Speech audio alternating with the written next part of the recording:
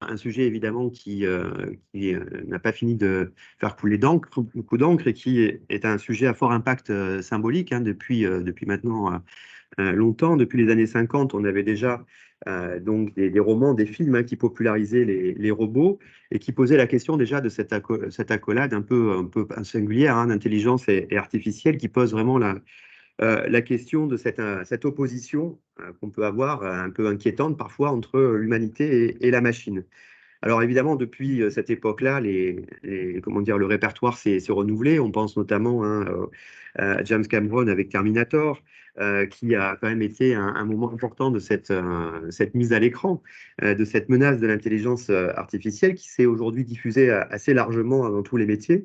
Donc l'objectif de cette conférence, ce sera de savoir un petit peu ben, ce qu'il en est réellement hein, de cette menace. Est-ce que existe? Quels sont ses impacts hein, aussi, avec beaucoup d'inquiétudes sur les emplois, les libertés publiques, l'environnement. Et aussi, qu'est-ce que, inversement, l'intelligence artificielle peut apporter également, hein, parce qu'il n'y a pas que des menaces, c'est aussi plein d'espoir pour notamment lutter contre le changement climatique, on en parlera.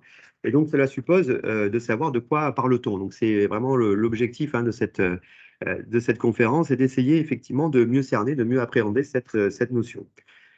Notion qui d'ailleurs, au-delà des menaces, hein, c'est diffus, qu'on peut avoir dans les films ou les romans, en réalité est déjà très largement omniprésente dans notre vie quotidienne, hein, que ce soit sur les sites d'achat en ligne ou les diffuseurs de vidéos. On a évidemment ChatGPT qui a rendu visible hein, comment dire, cette problématique très récemment. Il faut le dire, euh, on a déjà des usages au niveau régional. Hein, la collectivité l'expérimente déjà, que ce soit avec des chatbots sur la plateforme, par exemple, de données DataSud, que ce soit avec les algorithmes de détection de changements utilisés dans l'élaboration des cartes d'occupation du sol régional. Cette technique, évidemment, est déjà très largement utilisée. Alors, le fait d'avoir cette conférence aujourd'hui tombe bien, puisque nous sommes en pleine actualité. Hein. Le 14 juin dernier, effectivement, on a été une date clé dans l'encadrement de l'intelligence artificielle, puisque les eurodéputés ont approuvé le projet européen de régulation de cette technologie. Donc, on le voit, ce sujet est partout, il est complexe, évolutif, il touche au mythe, mais il touche aussi à notre réalité plus que jamais et au cadre qui le régule. Donc, il nous a paru important de mettre ce sujet à l'agenda des conférences Savoir Partager pour vous donner des éléments d'éclairage et de débat. Pour ce faire, nous avons invité M. Marc Léoubé, qui est le point de contact hein, pour l'intelligence artificielle du ministère de la Transition écologique et de la cohésion des territoires, qui anime la feuille de route Intelligence artificielle et transition écologique, avec un fort volet éthique et un volet territorial. Il est notamment en charge d'un appel à projet de l'État pour les démonstrateurs d'intelligence artificielle frugale dans les territoires pour la transition écologique. Il a amené à rencontrer des dizaines d'acteurs des territoires. Donc, il nous a paru être la personne idoine et je le remercie pour avoir répondu positivement à notre invitation. Il nous présentera du coup les liens entre l'intelligence artificielle et la transition écologique, ceux avec les missions des collectivités territoriales ou avec l'éthique et plus généralement essaiera de répondre au mieux à vos questions. Je vous remercie encore une fois, Monsieur Léobé, d'avoir répondu à notre invitation et je vous laisse la charge de traiter ce vaste sujet dans le temps qui nous est imparti. Merci.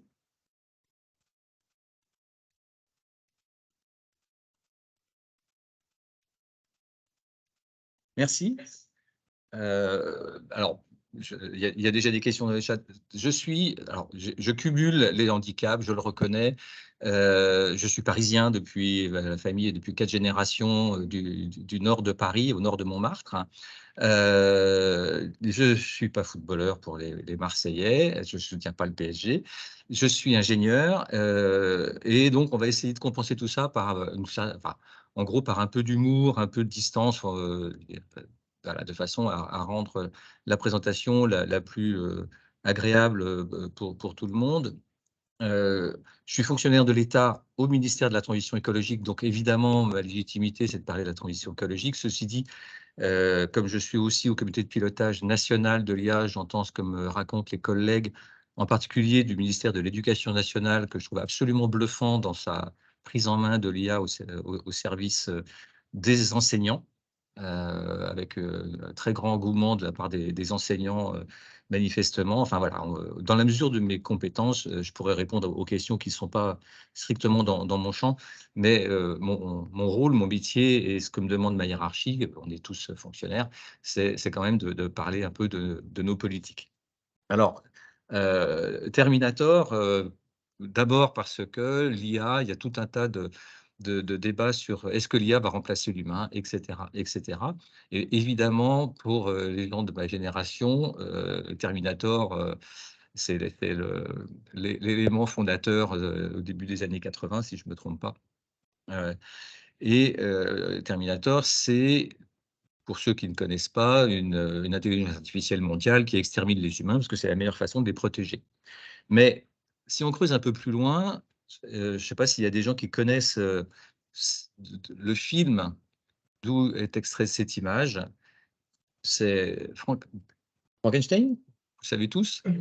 Frankenstein, où en fait un savant, ressuscite un mort et fait, une créature infernale, évidemment, qui échappe à son contrôle. Si on remonte un peu avant, pour ceux qui connaissent le cinéma impressionniste allemand, c'est Metropolis, de Fritz Lang, où pareil, un savant crée une créature mécanique, un robot. Et puis on peut remonter comme ça assez loin et je m'arrêterai au golem, qui est une créature du Talmud, qui est, une créature créée de boue de la boue par un rabbin et qui évidemment échappe à son contrôle. Et je ne suis pas remonté jusqu'à Adam, mais Adam a été créé par Dieu, et puis a échappé à son contrôle. Donc vous voyez que ce mythe de la créature qui échappe au contrôle, et cetera, c'est vraiment dans les racines de nos civilisations. Et bien évidemment, l'IA n'est que le énième avatar et puis il y en aura d'autres après, j'ai absolument aucun doute là-dessus.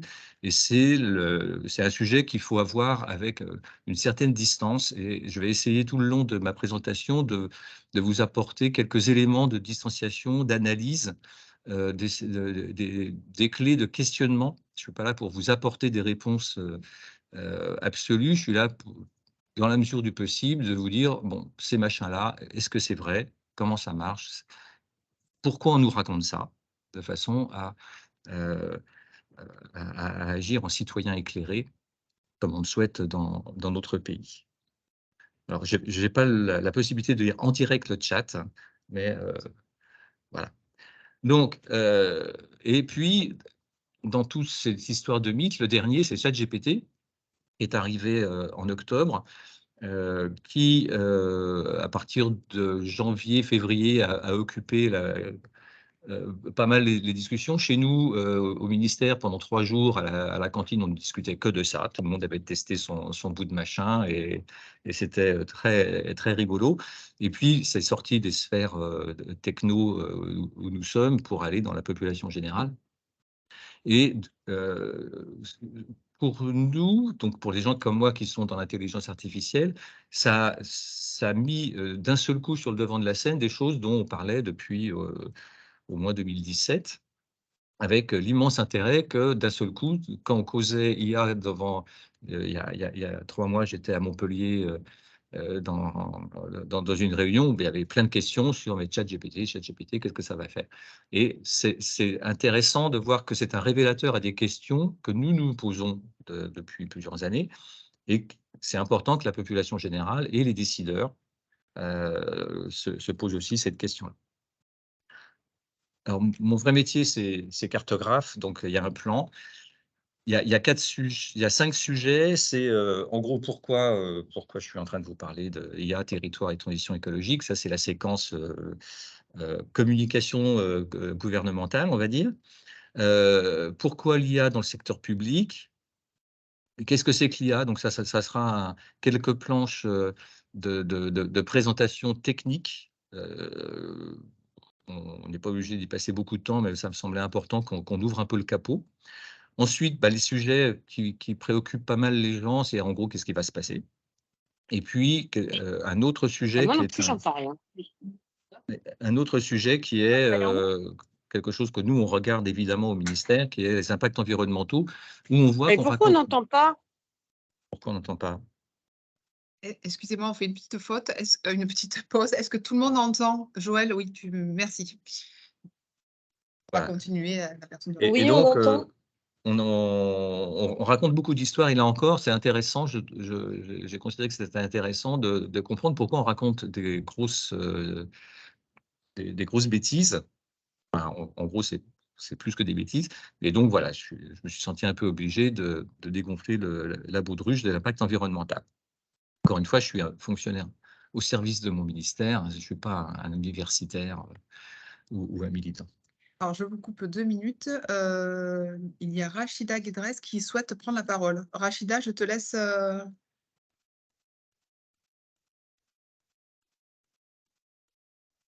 peux te répondre après ou... Non, non, mais si. Excusez-moi, c'était juste pour savoir, c'est vraiment ciblé écologie ou un truc comme ça, parce que moi, je croyais qu'on utilisait l'IA pour tous les domaines. Donc là, aujourd'hui, votre présentation est vraiment ciblée pour l'écologie, etc. C'est ça? On est Ou bien ça d'accord concerne que les ma domaines? présentation cible tous les domaines des collectivités, même si moi, je ne suis pas compétent pour parler, typiquement, je ne veux pas parler de sécurité. Ce n'est pas du tout mon D'accord. job, mais ça sert aussi à la sécurité. Et encore une fois, je suis là pour répondre à vos questions. Moi, OK. j'ai ma séquence pub parce que c'est la République me paye pour ça. Mais bien évidemment, je suis là pour répondre d'abord à vos questions et pas à celles que j'ai envie de répondre. OK? OK. Merci. OK. Madame ou Guillet, je crois que vous avez aussi une question. Est-ce que c'était la même question ou parce qu'il y a beaucoup de questions, ce que vient de soulever Rachida a été posé aussi dans le chat. Voilà. Non, mais je peux passer, enfin, honnêtement, c'est bien clair dans mon esprit que l'idée est de répondre à vos questions. J'ai la séquence pub, je suis obligé, c'est dans les planches et vous les lirez si vous avez envie de les lire. Si vraiment c'est quelque chose. Après, ça intéresse peut-être une partie de vos collègues, donc on va quand même y passer un peu. Voilà.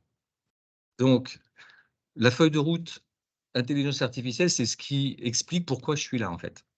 C'est que quand on s'est posé la question au ministère ça servait à quoi l'intelligence artificielle dans notre champ? On est ministère de la cohésion des territoires. Il n'y a pas de transition écologique possible sans les collectivités. Ça, on est absolument convaincu de la chose. Les ministères font des lois et de la communication, mais ceux qui sont sur le terrain, ben, ce n'est pas nous. Et en fait, les points que j'ai mis en gras, c'est donc il faut qu'on s'appuie sur les collectivités. Il faut qu'on s'appuie sur les startups, parce que c'est là qu'on sait faire de l'IA et qu'on sait l'appliquer à des cas d'usage. Et puis en dessous, c'est les problèmes que nous, on a au sein de l'État sur la mise en place de l'IA. Alors, le Conseil d'État dit IA public de confiance, vous avez les mêmes problèmes dans une collectivité comme la région. Hein, donc, je ne vais pas y passer plus de temps, mais ça montre que, et puis après, pardon, c'est en bas de la page, valoriser l'éthique. Je dirais pourquoi l'éthique est un machin philosophique et pas du tout une science de l'ingénieur, se retrouve assez en pointe sur le sujet. Donc, en gros, c'est une espèce de déclaration d'amour, on va dire, aux collectivités, même si on sait qu'on a des tas de contraintes qui sont antagonistes et qu'il y a des jeux d'acteurs et tout ça. Mais c'est pour ça que j'ai accepté de venir à Marseille, outre que c'est à Marseille en plus. Donc ça, c'est la page de pub. Comme je le disais avant le début de la réunion, on a 40 millions d'euros de subventions à destination des collectivités pour déployer de l'IA dans les collectivités, dans les territoires. Pour l'instant, on n'a pas de région à bord. On a un département, on a des métropoles, on a 2 communes. Bon, fin de la page de pub. Pourquoi c'est pas seulement la transition écologique? C'est parce que ça, c'est tout ce que le gouvernement veut faire pour, en gros, contrecarrer les impacts du changement climatique, les problèmes de coût de l'énergie, et cetera. Et on voit que l'IA, ça peut servir à peu près à tout. Et ça peut servir aussi, évidemment, à la sécurité publique, à la santé, sur tous les aspects sociaux, et cetera, et cetera. Donc, c'est vraiment quelque chose qui est, disons, assez à spectre large, pour être gentil. Je vais passer sur les caractéristiques de l'AAP. Ça sera, en gros, c'est qu'est-ce qu'il faut faire pour récupérer 50% de subventions sur des projets. Je ne suis pas sûr que ça concerne la majorité des auditeurs. Et donc, qu'est-ce que c'est que l'IA? En fait, on ne sait pas. Déjà, on va commencer par le principal, c'est-à-dire qu'il n'y a pas de définition de ce que c'est que l'IA. L'IA, c'est l'intelligence artificielle, c'est un machin marketing qui a été inventé dans les années 50 par des chercheurs qui disaient, en gros, on va faire un ordinateur qui pensera comme un humain. Sauf que les ordinateurs des années 50, premièrement, ça occupait l'immeuble du conseil régional à peu près entièrement, et puis ça n'allait pas loin. Puis, il y a eu ce qu'on appelle un désert de l'IA, parce que ça tombait à l'eau, l'informatique avançait. Puis, on a retrouvé le même genre de discours dans les années 90 sur d'autres techniques informatiques. Puis, il y a eu de nouveau un désert parce que c'était très bien, mais ça ne pense toujours pas comme un humain.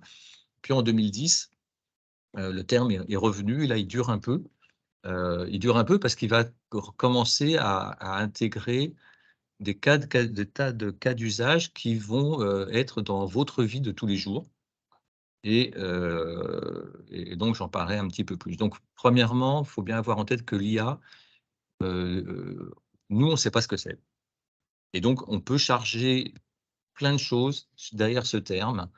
Là encore, il faut interroger un peu ce que c'est. Donc, c'est essentiellement de l'informatique et c'est essentiellement du traitement de texte, du langage et de l'image. Et tout ça, c'est dans le domaine de la donnée. Donc, on est complètement au cœur de l'informatique d'aujourd'hui.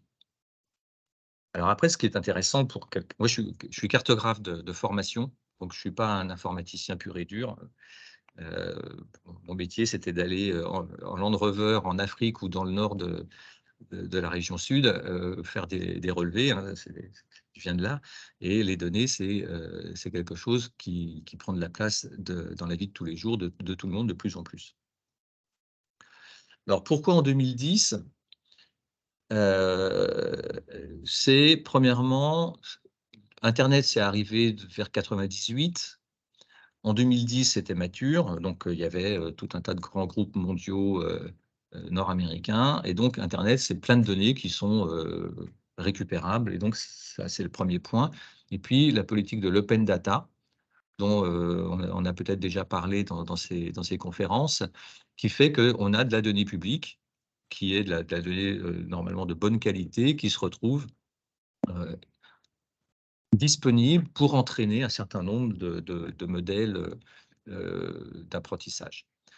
Le deuxième élément, c'est qu'on a eu des explosions en capacité de calcul, donc ça monte graduellement tout le temps, mais comme on se retrouve avec des centres serveurs gigantesques de Google, d'Amazon, de Facebook, qui, pour vendre leurs différents produits, nous vendre les différents produits, construisent des centres de serveurs de plus en plus gigantesques, évidemment, parviennent à utiliser tous ces données. Donc, c'est une conjonction temporelle de beaucoup de données et de beaucoup de puissance de calcul.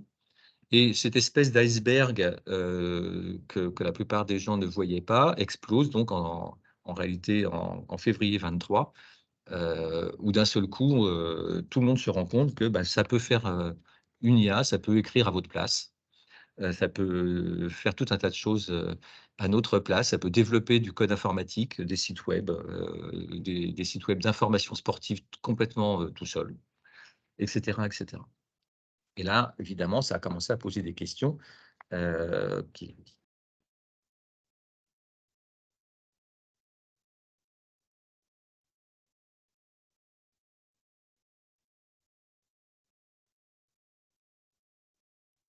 d'État a fait une étude que j'ai trouvée assez impeccable. Le Conseil d'État, c'est des gens qui ne sont pas complètement stupides, évidemment, mais là, ils sont allés dans une direction qui n'est pas du tout juridique, normalement, qui est plutôt technique.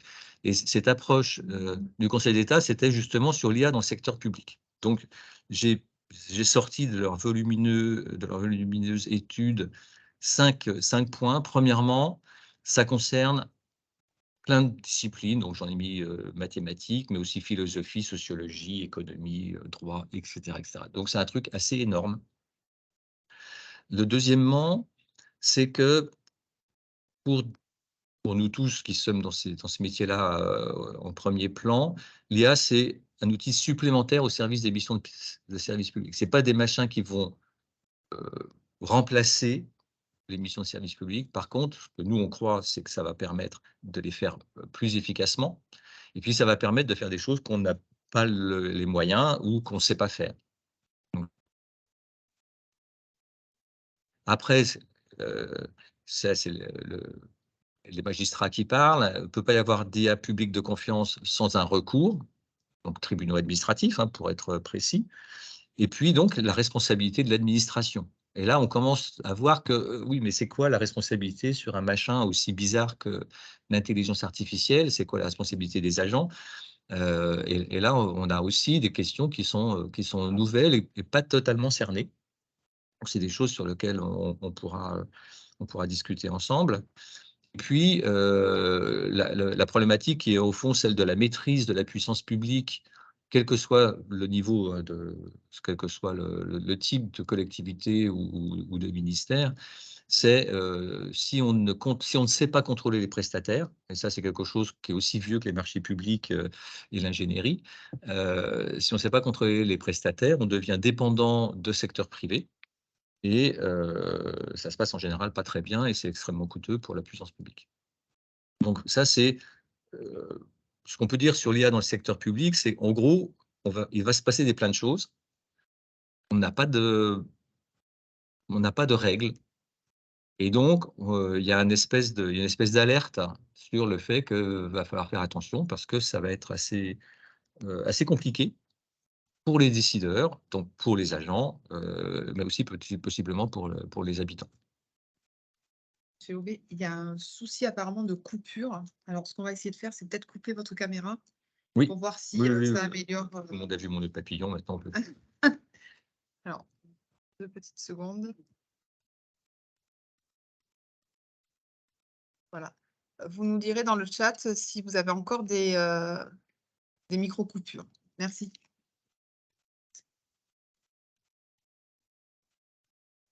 Alors, quelques cas d'usage, en gros, ça sert à quoi? J'essaie de me placer du point de vue d'un territoire. Mais en premier, ce qui m'a le plus frappé, ce qui m'a le plus ému, on va dire, c'est dans une réunion interministérielle où les collègues du ministère des Anciens Combattants disaient, bah voilà, nous, on a 40 kilomètres de rayonnage d'archives papier avec plein de choses. Quand j'ai mis anciens combattants nés en France, c'est en fait les combattants des années de la Deuxième Guerre mondiale, mais aussi de l'Indochine, de l'Algérie, qui se sont, enfin, le cas présent, c'est vraiment le cas qui était cité, c'était l'Indochine.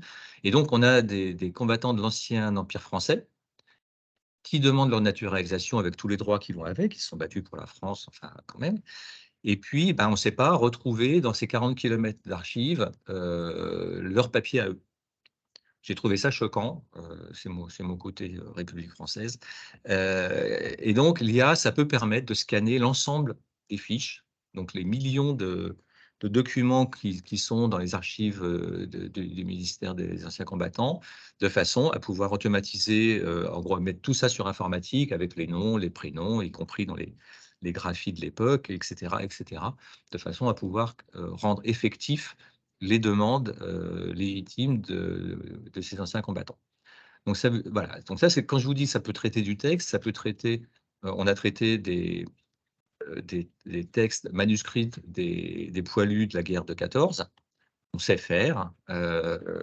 C'est pas obligatoirement si facile que ça, évidemment, mais voilà le genre de choses qu'on ne sait pas faire, qui encore une fois m'a paru assez fondamental dans le cadre du service public. L'autre élément, quelque chose que au moins 3 ministères ou établissements publics font en parallèle sans concertation, ce que je trouve un peu dommage, c'est le floutage automatique des plaques d'immatriculation. dans les vidéos embarquées par le CEREMA qui fait le suivi de l'état des chaussées. Donc, vous avez des camionnettes avec des caméras qui circulent pour voir s'il y a des murs anti-brouillants en bon état, si la chaussée est fissurée, etc. Et eh bien, on n'a pas le droit de filmer les plaques d'immatriculation, donc on les filme, on les floute. Et ensuite, évidemment, l'état de la chaussée peut être analysé également par des techniques de reconnaissance d'images. Ces histoires de floutage automatique, on l'a retrouvé dans le Var par une collectivité, une commune, qui a installé des caméras de surveillance sur des zones de dépôt sauvage. Si vous vous rappelez ce maire qui a été tué par une camionnette, un entrepreneur du bâtiment qui venait faire du dépôt illégal. Ça a ému tous les maires de France et pas que. Donc voilà, on a des techniques comme ça qui peuvent permettre à la fois respecter la législation sur les données personnelles et en même temps aider à combattre ce fléau de dépôt sauvage. Le troisième élément qui est là et chez nous, c'est aider les inspecteurs d'installations classées, donc, qui vont aller visiter les usines Seveso, vous en avez autour de Fos énormément. Donc c'est l'une des zones les plus surveillées de France par les collègues inspecteurs. Et ben en fait, c'est leur permettre d'affiner, de mieux cibler leurs visites. C'est-à-dire qu'en gros, l'objectif, c'est que s'ils se déplacent, ils augmentent le nombre de PV, c'est-à-dire qu'ils se déplacent là où il y a besoin d'aller pour constater des défauts qui peuvent entraîner des accidents. Si vous vous rappelez l'incendie de Lubrizol à Rouen, qui était causé parce que en fait, il stockait tous les produits dangereux dans un entrepôt non déclaré à côté. Le panache de fumée toxique issue de l'accident sont remontés jusqu'à Lille à partir de Rouen, ça fait pas loin de 200 km à vol d'oiseau. Donc voilà, on aime bien que nos inspecteurs, quand ils vont faire une visite de contrôle inopinée, le fassent pour quelque chose en augmentant le taux de réutilisation. Mais évidemment, c'est pré-ciblage d'inspection, ça marche aussi sur les installations agricoles. Ça marche aussi sur tout ce qui est police de l'eau, rejet d'effluents, etc. Donc, en gros, quand on envoie des policiers de l'environnement pour ce qui nous concerne quelque part, il faut que leur temps soit efficace. Bien évidemment, ce que je dis pour les métiers que nous, on connaît, peut être valable pour d'autres métiers comme les parcs régionaux naturels où on a des collègues qui ont fait des analyses de fréquentation des aires protégées du côté de Porquerolles ou dans le parc ou dans les Calanques, mais ça c'était le parc national, etc., etc. Donc en gros, on n'a pas beaucoup de fonctionnaires en général, on manque, hein, on a des problèmes de capacité d'embauche, en tout cas au niveau de l'État. Il faut que les fonctionnaires qu'on ne peut pas embaucher puissent être quelque part aidés par des techniques d'intelligence artificielle. Ça, c'était la première planche. Puis on en a d'autres. Répondre par téléphone aux questions les plus courantes des particuliers et des professionnels. Donc le Conseil régional d'Île-de-France a mis en place ce qu'on appelle un voice bot. C'est en gros, vous interrogez une machine par téléphone. Le téléphone est le premier outil de communication entre les usagers et les administrations. On n'a pas besoin d'ordinateur et on sait qu'il y a plein de gens qui ont du mal à aller sur un ordinateur et à remplir les formulaires, etc., etc. Donc là, c'est beaucoup plus naturel de poser une question. Alors évidemment, si vous avez un cas très particulier, ça ne va pas marcher, mais on a les agents publics qui sont là pour ça. En revanche, si c'est la question, c'est donc le Conseil régional Île-de-France, c'était sur les allocations sociales. Donc la plupart des cas, c'est un peu toujours les mêmes questions. Si dans les auditeurs, des gens qui sont au guichet, ils le savent bien. Nous, on avait le cas des professionnels les entreprises de transport, qui sont souvent des petites entreprises avec quelques camions.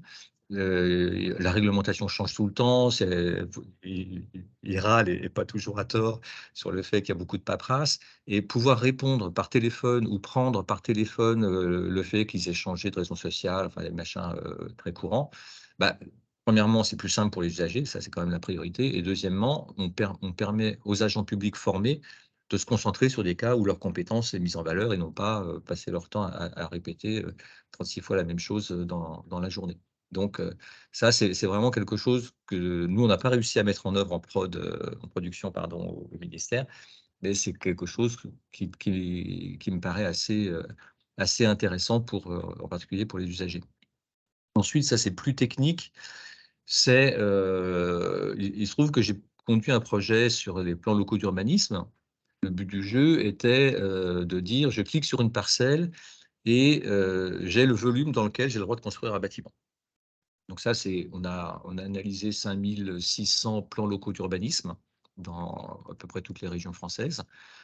Et donc, on a fait un certain nombre d'études et d'analyses. On n'est pas allé jusqu'à l'objectif final, parce que ce n'est pas complètement le métier du ministère. Mais voilà, c'est des choses qui sont possibles.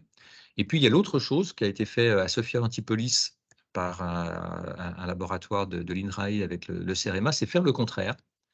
C'est-à-dire de regarder quels sont les permis de construire et les bâtiments qui ont reçu un permis de construire et de dire, mais, du coup, ils répondent à quelles règles? Alors, c'est un peu subtil parce que du coup, ce n'est pas les règles telles qu'elles sont écrites, c'est les règles telles qu'elles sont appliquées.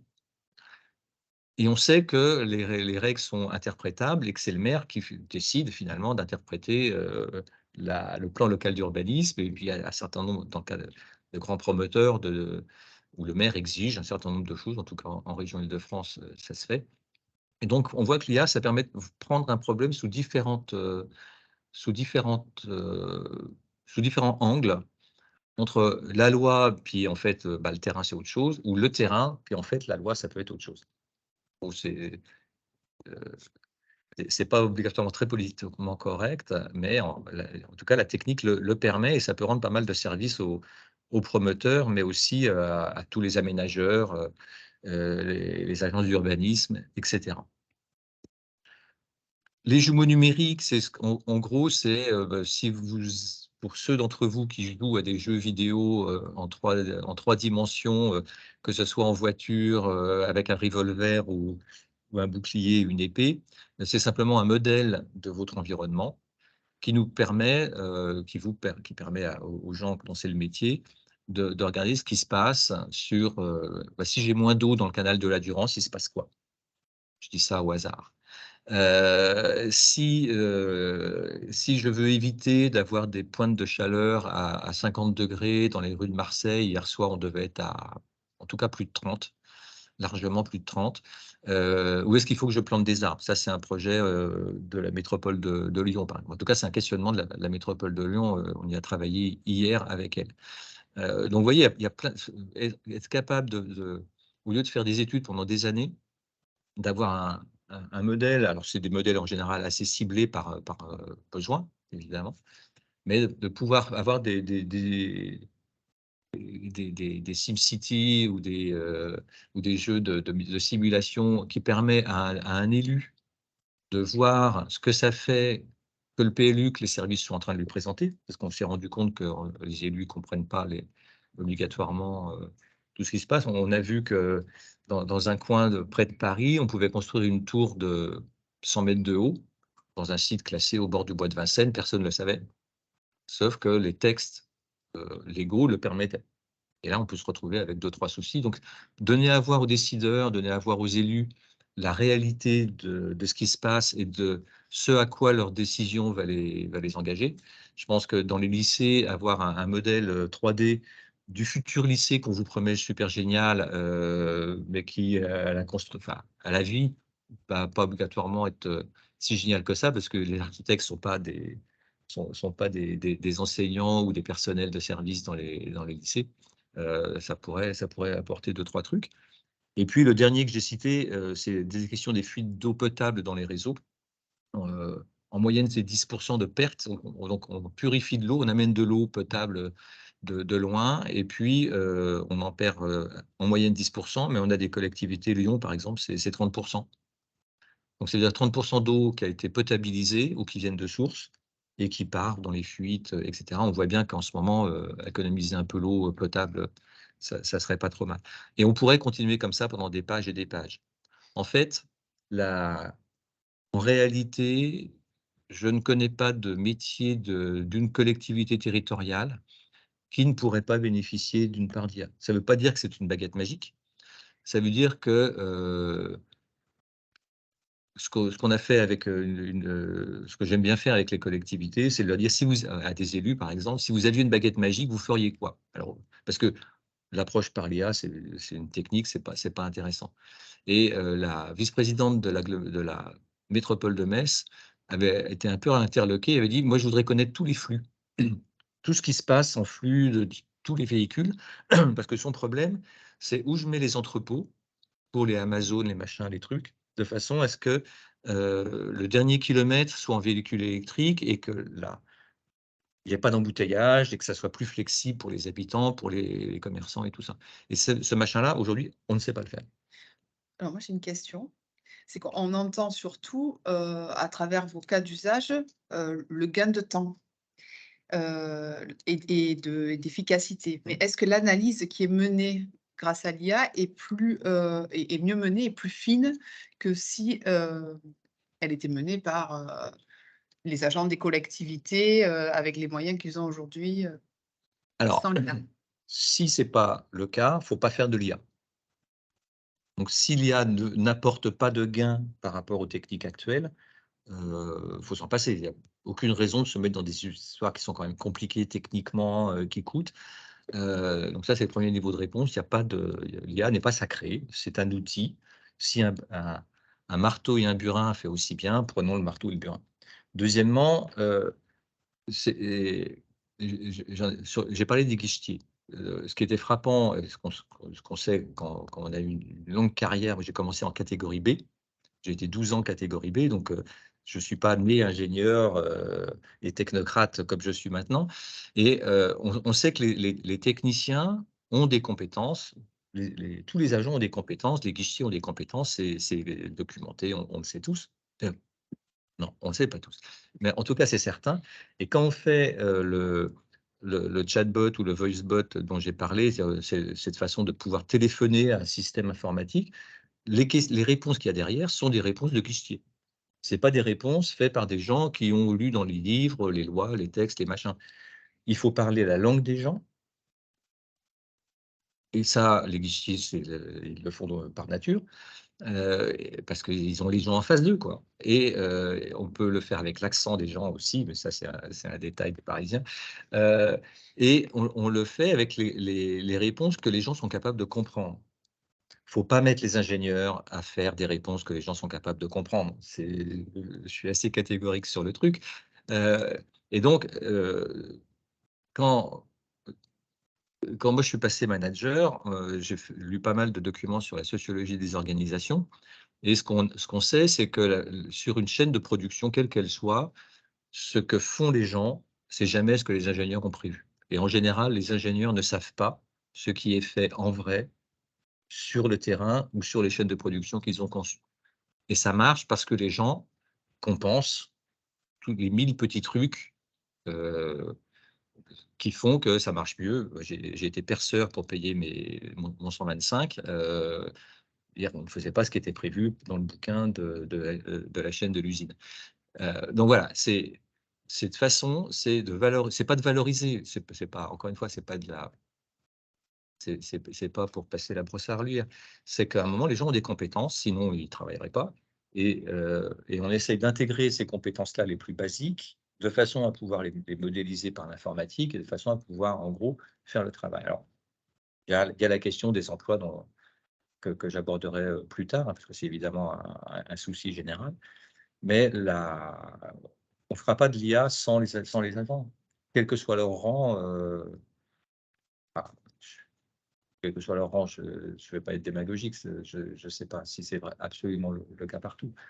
Mais en tout cas, voilà, il y a pas mal de métiers où on a besoin des compétences des agents pour être plus efficace. Après, c'est vrai qu'on est plutôt en train de rechercher de l'efficacité,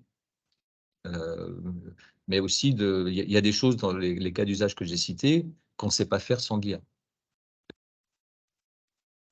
Par exemple, sur les fuites d'eau potable, c'est de l'efficacité parce qu'on passe de 10% de détection de fuite à 30% de détection de fuite sur la métropole de Lyon, par exemple.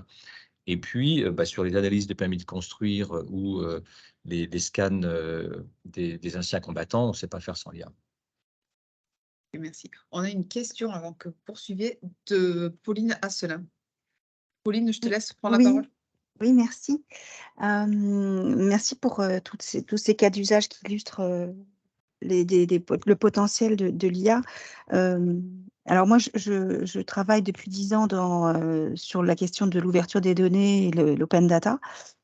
On ressent dans ce domaine une vraie difficulté à acculturer les personnes, les agents et les réutilisateurs à la donnée.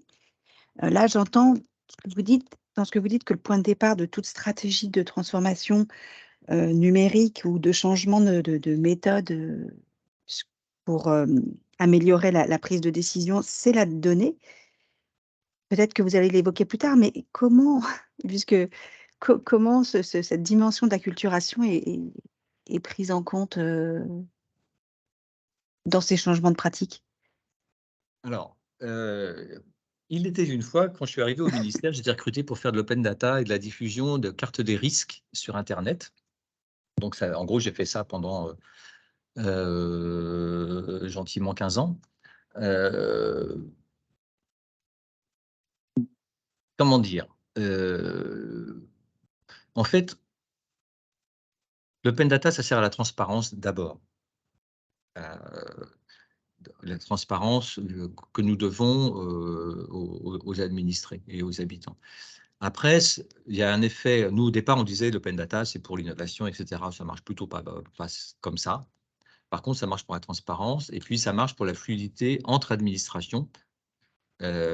Si l'État, les données de la région typiquement sur la trame verte et bleue et vice-versa, si la région a accès aux données de l'État, c'est quand même plus simple et on évite de dépenser 36 fois l'argent du contribuable. Ça, c'est l'idée de base. L'acculturation, elle a quand même fait d'énormes progrès. Quand je regarde 10 ans en arrière simplement, les plateformes régionales, vous en avez une très belle en région sud. J'arrive à ne pas dire PACA. Je croyais pas y arriver, mais donc il y a des plateformes régionales qui sont fonctionnelles, qui marchent bien maintenant dans toutes les régions françaises. Donc on voit que ça a progressé. Les obstacles qu'on a, c'est encore une appropriation diverse de la part des élus, donc des décideurs, de ceux qui donnent l'impulsion. Je n'ai pas d'avis sur la région sud parce que je ne connais pas le détail. Mais, donc ça, c'est un problème. Et c'est un problème aussi, et peut-être d'abord maintenant, sur les niveaux intermédiaires qu'on a connus, nous, dans les services de l'État et qu'on connaît encore dans les services de l'État. Hein. C'est assez impressionnant de voir comment, quand une génération de cadres arrive dans les services, ils ont tendance à vouloir refermer les robinets et puis on est obligé de revenir sur les arguments qu'on avait déjà fait 10 ans avant. Donc voilà, c'est pas simple, il y a des tas de questions d'habitude, des tas de questions de crainte des différents cadres. Je ne pense pas que ce soit les agents. Et donc dans l'IA, on n'est pas centré sur l'open data. Pour deux raisons. D'abord parce que quand il y a de l'open data, on ne se pose pas la question, on la récupère et puis ce n'est pas un sujet. Et puis parce qu'on a plein de données qui ne sont pas de l'open data, qui sont couvertes par un certain nombre de restrictions. Je parlais des installations classées. Il y a des choses qu'on ne diffuse pas sur Internet pour la sécurité des installations classées, typiquement. Il y a des choses qu'on n'a pas le droit de partager, qui sont liées aux données personnelles. Je dirais un petit mot sur l'éducation nationale tout à l'heure. Évidemment, les données concernant les élèves dans une classe ne sont pas diffusables. Et on ne va pas s'interdire de travailler, de pouvoir aider les enseignants dans leur classe. Donc ça, c'est le ministère de l'Éducation nationale qui fait ça, ce n'est pas nous. Parce qu'on ne peut pas le faire en open data. Donc, on travaille sur des données qui peuvent être des données privées, qui peuvent être des données confidentielles. Mais si ça aide le service public, on ne va pas s'en priver. Évidemment, tout ce qui est sécurité publique, vidéosurveillance et compagnie, ce n'est pas de l'open data. Bon, je ne suis pas ministère de l'Intérieur, donc je n'en dirai pas plus. Et donc en fait, on parle de la donnée et puis on fait exactement comme ce que j'imagine, vous êtes obligé de faire continuellement. Eh ben, on essaye par tous les moyens de convaincre, de récupérer la donnée, de passer par la fenêtre si on n'arrive pas à passer par la porte, d'être gentil, aimable, de demander, de dire merci. Enfin, c'est ce que je dis à mes étudiants, hein. Si on veut faire de l'open data, il faut d'abord commencer par être bien élevé, poli et diplomate. Et ça n'a pas beaucoup changé depuis l'époque, sauf que, bon, disons que ça a beaucoup avancé quand même.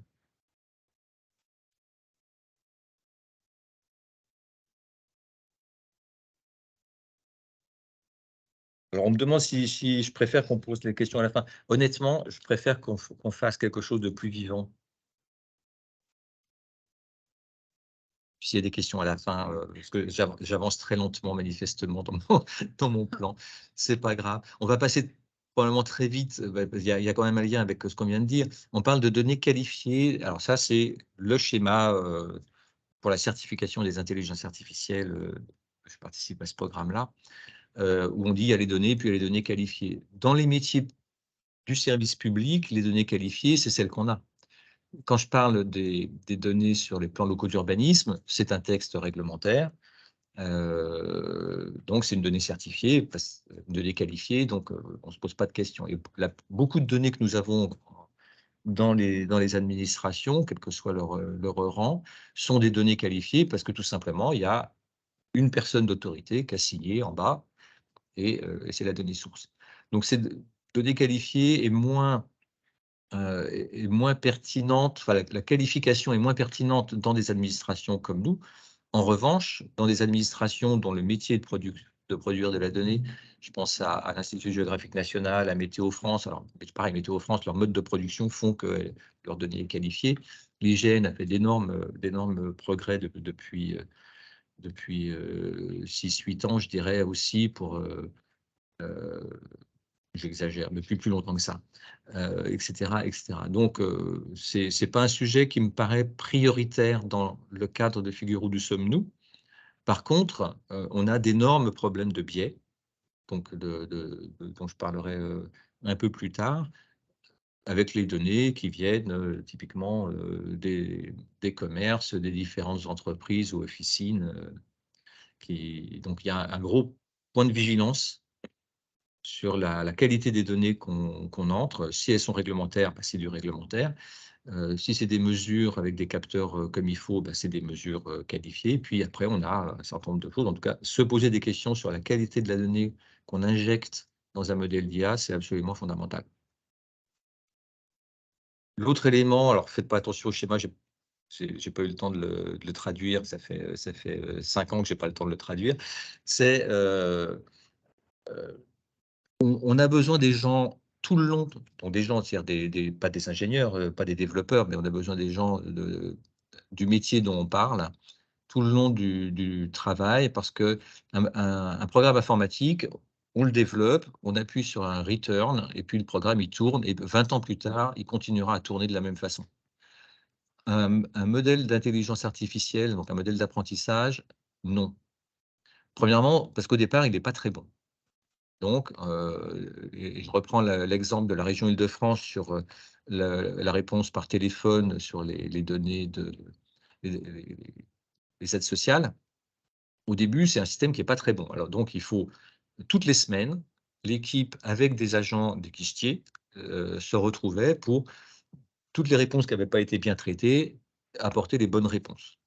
Et donc, c'est un système qui est assez impressionnant parce que le système progresse à toute vitesse.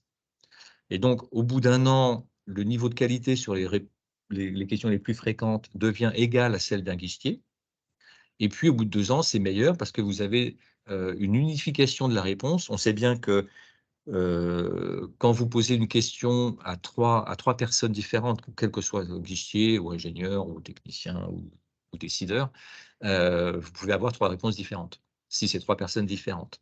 Or, dans le service public, c'est bien que si une personne pose une question à un agent public, quel que soit l'agent public, il est quand même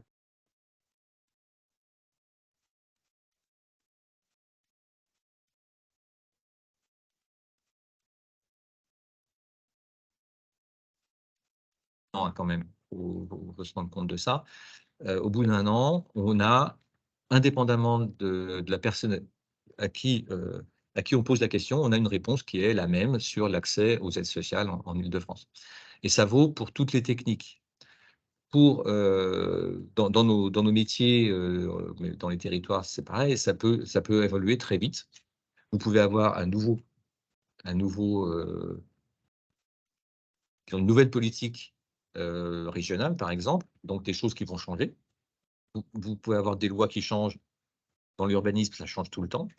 Et donc, il faut faire évoluer les modèles pour qu'ils correspondent à l'état du milieu, que ce soit à l'état, à la volonté politique des élus, aux différentes stratégies des administrations, ne serait-ce que les administrations avec qui vous êtes en relation au niveau communal ou éducation nationale, par exemple, etc. etc. Donc, c'est des histoires de boucles où on passe son temps quelque part. Alors, au départ, toutes les semaines, hein, je dis, mais après, c'est se poser une fois par an la question, savoir qu'est-ce qui est nouveau, qu'est-ce que je dois améliorer, parce que le monde a changé.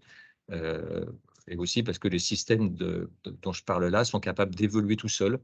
Et donc, il faut absolument surveiller ces systèmes-là pour pas qu'ils partent en vrille et qu'ils commencent à s'auto-alimenter avec des réponses qui ne sont pas pertinentes.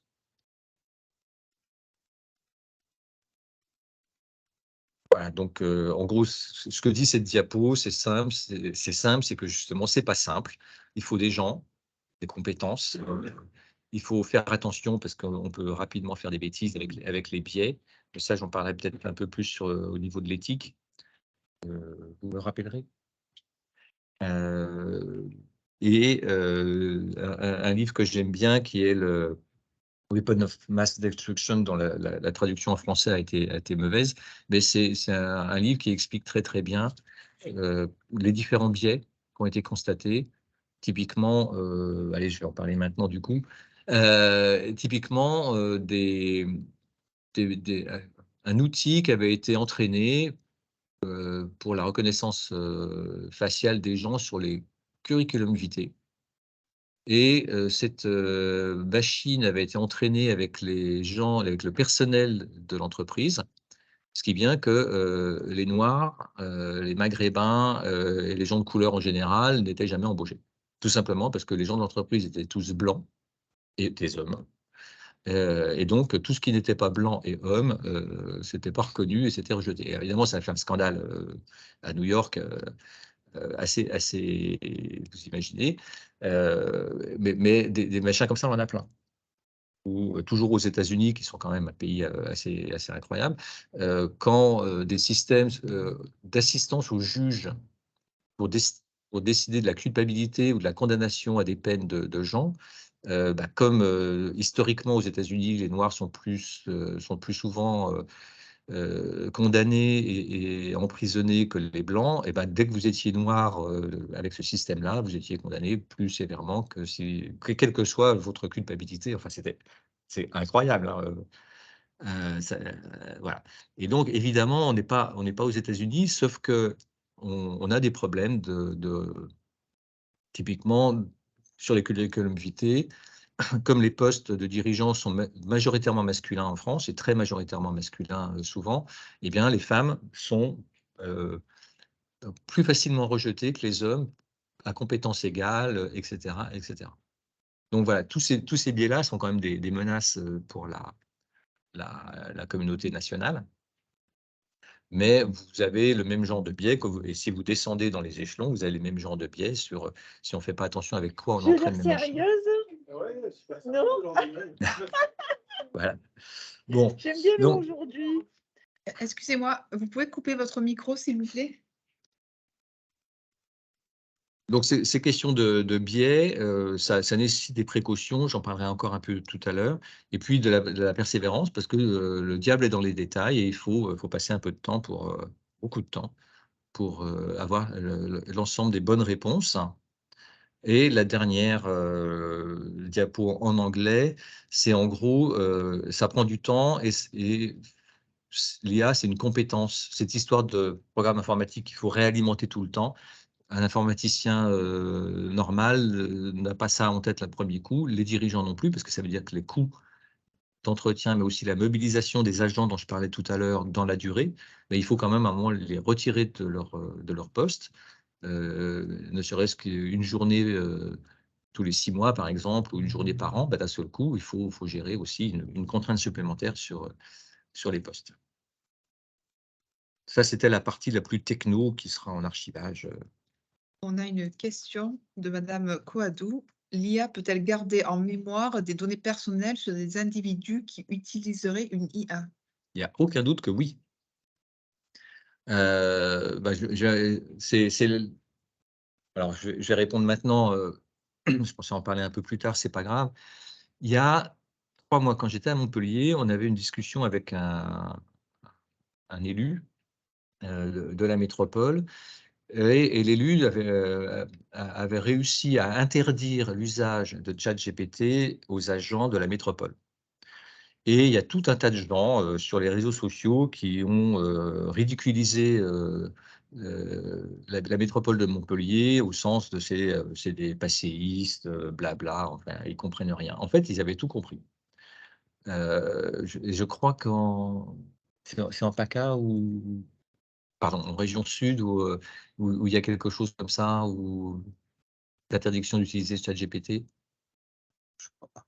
Donc c'était peut-être la métropole de Marseille, d'Aix-Marseille. En fait, dans un système d'IA normal, de toutes les IA dont je vous ai parlé qui ne sont pas du ChatGPT ou ressemblant, si nous ne mettons pas de données personnelles dans l'IA, il n'y en a pas, et puis on ne peut pas les inventer. On peut les retrouver, mais on n'a pas besoin d'IA pour faire ça. Donc, je dirais que c'est à peu près neutre, c'est même complètement neutre, toutes les techniques d'apprentissage dont j'ai parlé. ChatGPT, ça marche différemment parce que ça a été entraîné sur à peu près, pour ce qu'on en sait, tout l'Internet mondial, principalement quand même anglais, enfin en anglais. Donc, ça a ramassé absolument tout, y compris les réseaux sociaux accessibles. Et là, dans les réseaux sociaux, vous avez énormément de données personnelles. Le petit problème, c'est que quand vous posez une question à ChatGPT, la question va intégrer le modèle ChatGPT. Donc ça part aux États-Unis, dans une société privée, et qui va l'exploiter. Typiquement, si vous voulez, ChatGPT fait très bien les résumés. Donc si vous mettez un texte au hasard, un marché public, dans ChatGPT pour faire un résumé, le contenu de votre texte de marché public va partir aux États-Unis et va être retraité. Donc ça, c'est une rupture de la confidentialité, évidemment, en amont du marché public. Mais si vous mettez les offres que vous avez en réponse à votre marché public dans ChatGPT pour avoir un résumé ou une analyse, ce qui fait très, très bien, eh bien, les offres des candidats partent aux États-Unis et ça, c'est une infraction au secret des affaires. J'ai une confiance absolument nulle dans les entreprises privées nord-américaines sur le respect qu'elles peuvent avoir de ces choses-là. Donc, il ne faut pas utiliser ChatGPT ou les choses de ce type-là en mode professionnel. Premièrement, parce que vous ne contrôlez rien et tout part aux États-Unis, mais aussi parce que la qualité des réponses est très médiocre. C'est-à-dire que ChatGPT vous fait une réponse, il peut citer des articles scientifiques en appui de sa réponse, et ces articles scientifiques n'existent pas. Et il met l'URL de l'article, hein, sauf que si vous cliquez dessus, il se passe rien. Donc c'est une catastrophe du point de vue de la sécurité dans un monde professionnel, de ce que vous allez pouvoir dire à vos collègues, à votre hiérarchie ou à vos fournisseurs ou à quel que soit l'interlocuteur que vous pouvez avoir, parce que c'est capable de dire absolument d'énormes bêtises sans sourciller. Et si vous ne faites pas attention, ça va être problématique pour vous et pour l'organisation. L'autre élément, normalement, on n'a pas d'enseignants ici, comme dans les auditeurs. On a Si. des, Comment? du personnel qui travaille dans les lycées, Oui. qui est en lien avec les enseignants. Et des enseignants. Non, je pense parce qu'il y a instantanément, les jeunes générations sont particulièrement malines, pas plus que les autres, mais autant que les autres, c'est-à-dire qu'elles ont instantanément compris l'intérêt pour tricher et pas se fatiguer, au lieu de copier difficilement sur la table du voisin, et massivement, les élèves, les collégiens, les lycéens et les étudiants ont fait travailler ChatGPT pour répondre à une demande des enseignants. Et donc, les enseignants ont vu arriver des copies qui étaient massivement semblables, mais pas complètement semblables, mais assez détectables. Donc, y compris si vous avez des enfants qui sont dans ces classes-là, le message, c'est les enseignants sont aussi malins et ils étaient peut-être éventuellement aussi tricheurs que moi je l'étais à cette époque-là quand j'étais lycéen et feignant. Donc méfiance, c'est repérable. Ne laissez pas aux enfants croire que ChatGPT va être une solution. Et par contre, se poser la question de l'analyse de ces trucs-là, je pense que c'est une façon aussi d'éveiller nos enfants à naviguer dans un monde où il y a pas mal de possibilités de faire des erreurs et de se faire prendre la main dans le sac. Alors, les menaces, bon, premièrement, alors, je ne l'ai pas écrit comme ça complètement. La question, c'est est-ce que l'IA va supprimer des emplois? Alors, j'ai commencé par la domination nord-américaine ou chinoise, mais ça, c'est mon côté fonctionnaire de l'État. On aimerait bien que l'Europe, parce que la France, on est trop petit, on aimerait bien que l'Europe puisse avoir disons, une façon de faire des IA qui conserve la souveraineté des pays de l'Union.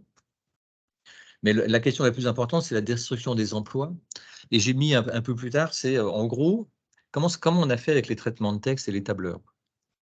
Quand j'ai commencé ma vie professionnelle, on n'avait pas de micro-ordinateur. On avait des secrétaires qui faisaient des tas de trucs qui nous facilitaient grandement la vie. Et puis, au bout d'un moment, on a eu des traitements de texte et des tableurs. On a une photo des années, je pense, des années 50. C'est un hangar, une très, très grande salle, avec des centaines de femmes devant des machines à écrire ou des grands tableaux de papier. Et ils faisaient les comptes d'une grande entreprise. Il est clair que Excel a supprimé des dizaines de milliers d'emplois, assez souvent féminins, manifestement. Moi, j'ai eu à gérer personnellement dans une de mes équipes le fait qu'on passait sur, mais ça c'était en 99, on était une nouvelle équipe de managers, on était tous avec nos ordinateurs, etc. Et on n'avait plus besoin de secrétaire pour faire du traitement de texte et des choses comme ça. Donc, d'un seul coup, on avait 2 secrétaires qui se sont retrouvés sans emploi. Et on était une petite équipe, on n'allait évidemment pas les laisser comme ça. Et on les a formés à faire plus de l'Internet, du travail sur tableur et du travail sur base de données.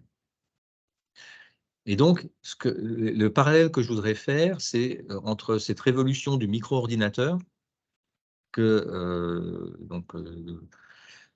dans les années 90-2000, c'est pas si vieux que ça, à opérer dans les organisations administratives comme les nôtres. Avec d'un seul coup, vous, je ne sais pas comment ça se passe chez vous, nous, on n'a plus de secrétaire. Je suis très mauvais en organisation, donc c'est une catastrophe. Et là, on parle de compétences qu'on n'a pas, tout simplement. Donc, si on se place maintenant du côté de l'intelligence artificielle, il est absolument certain que ça va supprimer des emplois. Comme j'ai mauvais esprit, je me dis qu'on n'a pas vu autant d'articles sur la suppression des emplois quand on a rebaptisé les usines, parce qu'on remplaçait des postes d'ouvriers et que les ouvriers s'expriment assez peu dans la presse, en particulier nationale. Mais là, on va supprimer des cols blancs, c'est-à-dire des gens qui sont des professions intellectuelles. Et là, d'un seul coup, le fait de supprimer des emplois de cols blancs a fait que c'est devenu beaucoup plus visible que la robotisation de la haute époque.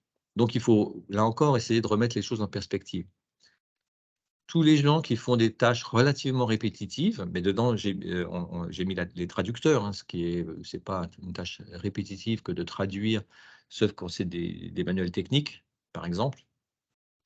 Donc, les illustrateurs, les juristes, les avocats se posent on fait une réunion à Toulouse, donc le syndicat de l'ordre des avocats, pardon, a fait une réunion à Toulouse pour se poser la question de l'impact sur leur métier.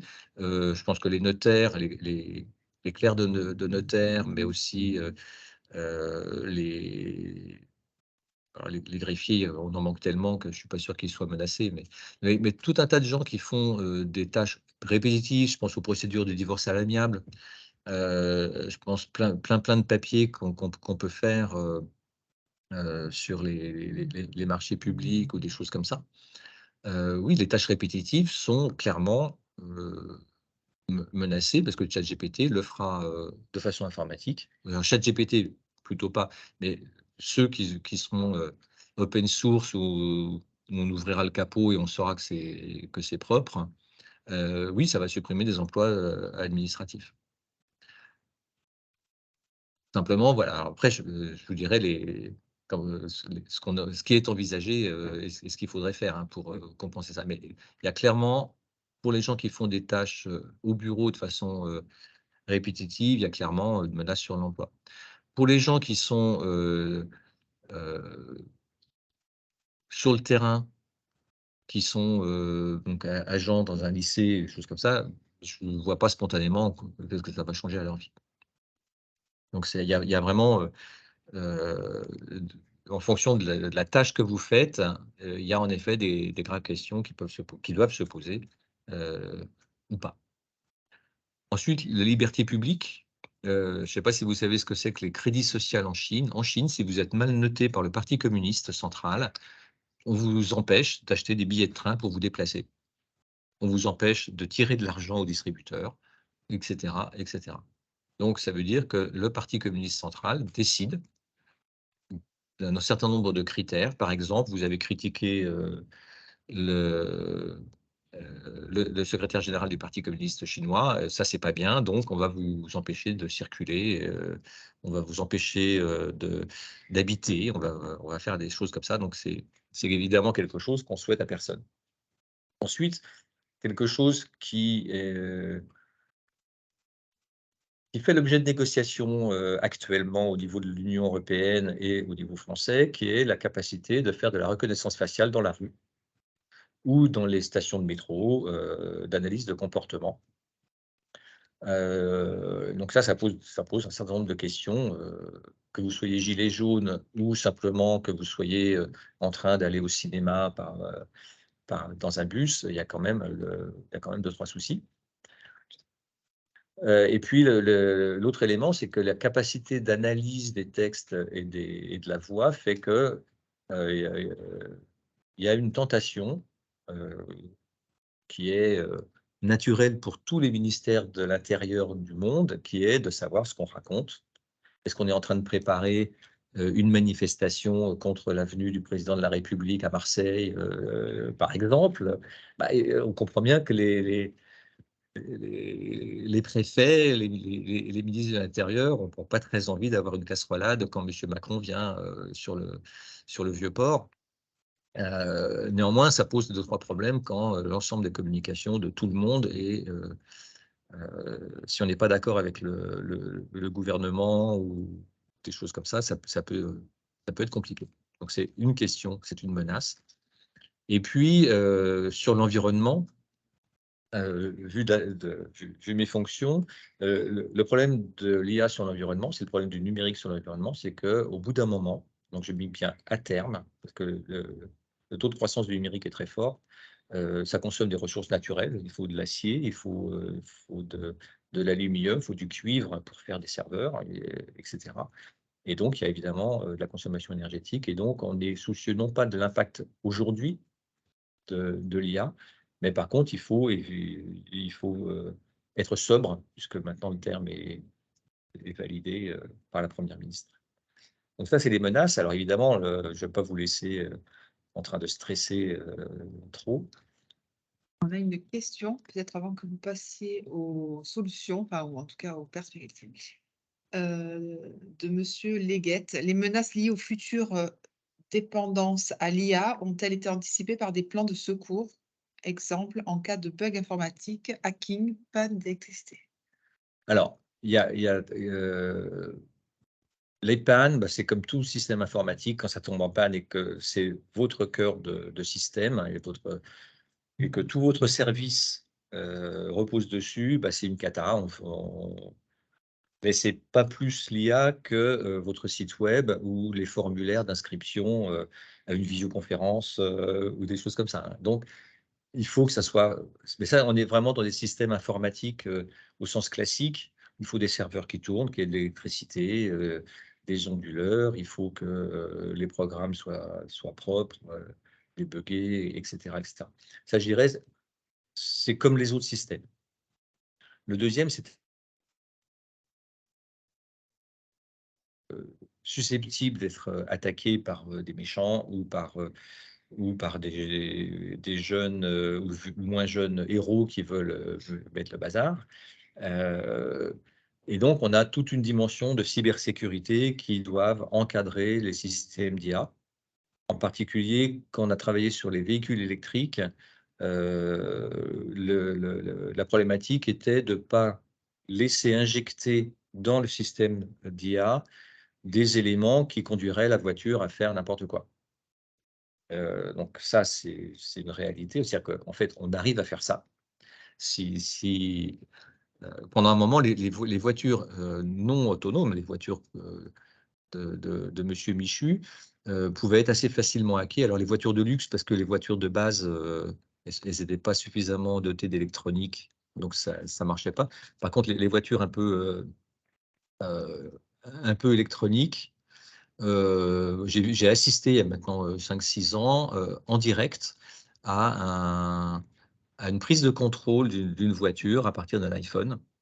Alors, le gars était particulièrement brillant, mais avec le iPhone, il a piraté une voiture qui était à plusieurs kilomètres de là, et il l'a mise en route et il l'a fait rouler dans le parking parce qu'il avait pris le contrôle de la caméra, de la vue du véhicule, etc. Donc, la cybersécurité, c'est une obsession pour maintenant tous les responsables publics, hein. On a vu les hôpitaux, il y en a eu en région sud qui ont été hackés, les collectivités sont… La ville numérique, la métropole d'Angers s'est fait hacker alors qu'elle était entièrement passée en numérique, les gens ne pouvaient plus retirer de livres à la médiathèque. Enfin, donc l'IA doit être protégée tout autant. Et le troisième, c'était C'était les pannes d'électricité. les pannes Les pannes d'électricité. d'électricité. Bah, là, c'est comme n'importe quel hôpital ou immeuble de grande hauteur, il faut avoir des groupes électrogènes. C'est basique, ça coûte cher, ça pue, mais c'est efficace. Alors après, les très gros systèmes, ils ont une double… Enfin, les systèmes intéressants, typiquement la sécurité nationale, il y a une double alimentation électrique avec des lignes à haute tension différentes. Enfin, mais ça ne concerne pas les métiers que vous et nous, on est capable de gérer, quoi. Voilà, j'espère avoir répondu.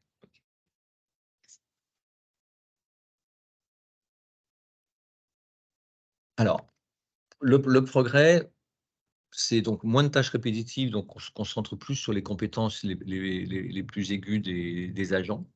Meilleur service aux usagers, ça c'est quand même la base si on veut avoir un service public fonctionnel. Par contre, il est clair que ça ne va pas se faire du jour au lendemain. Le plus gros problème en réalité de l'intelligence artificielle, c'est que ça va changer la façon de travailler. Donc c'est un changement d'habitude, des changements de processus, donc des changements d'organisation. Et il se trouve que j'ai fait pas mal ça dans ma carrière quand j'ai numérisé les chaînes de production, j'avais des équipes entièrement féminines de femmes de plutôt plus de 45 ans, parce que on m'avait commandé de faire partir toutes les plus dynamiques. C'était la note, hein, j'avais affiché la note dans le couloir, parce que c'était mes ordres. Les ordres que j'avais reçus, de faire partir les plus dynamiques vers les systèmes de base de données. À l'époque, j'étais à l'IGN. Et donc, ça me demande une énergie de dingue de passer des gens qui font un métier qui existe depuis 1948, à les faire passer sur des ordinateurs. On y a réussi. On a gardé tout le monde, on a fait monter tout le monde en compétences, et ça a été, c'est ma plus grande fierté professionnelle en réalité. Par contre, ça demande une énergie de fou. C'est absolument clair.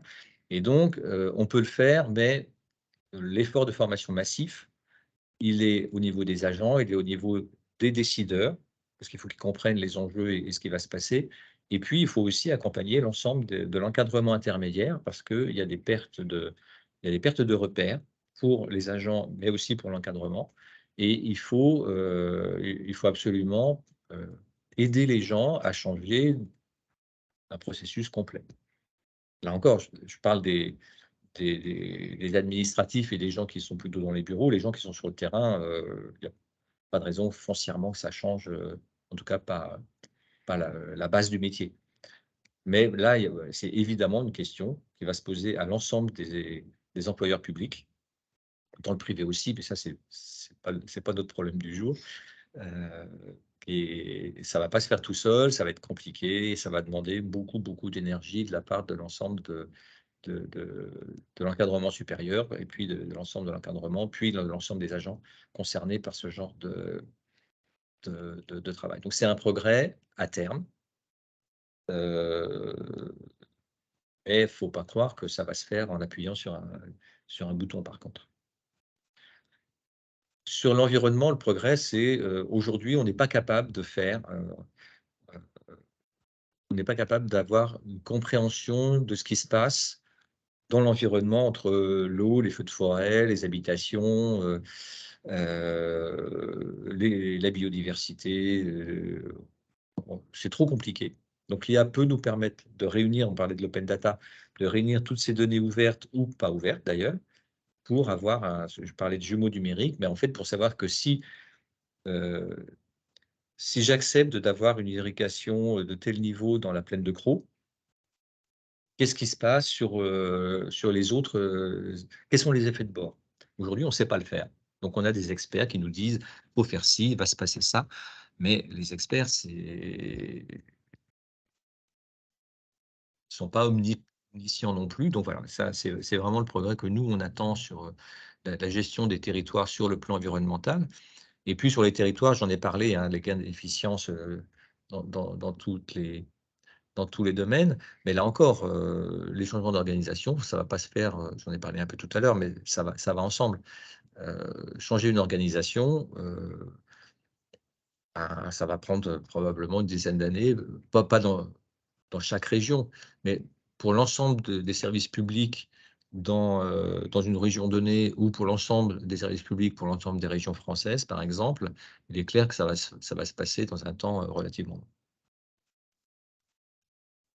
On a une question qui concerne les menaces, donc la slide précédente, mais plus précisément les menaces sur l'accès aux services publics. Alors l'exemple qui est souligné, c'est par exemple l'accès, enfin, quand on pose une question à la sécurité sociale, maintenant il faut passer par un chatbot. Et donc, ces missions, enfin ces services publics deviennent difficilement accessibles, peuvent devenir difficilement accessibles. Alors,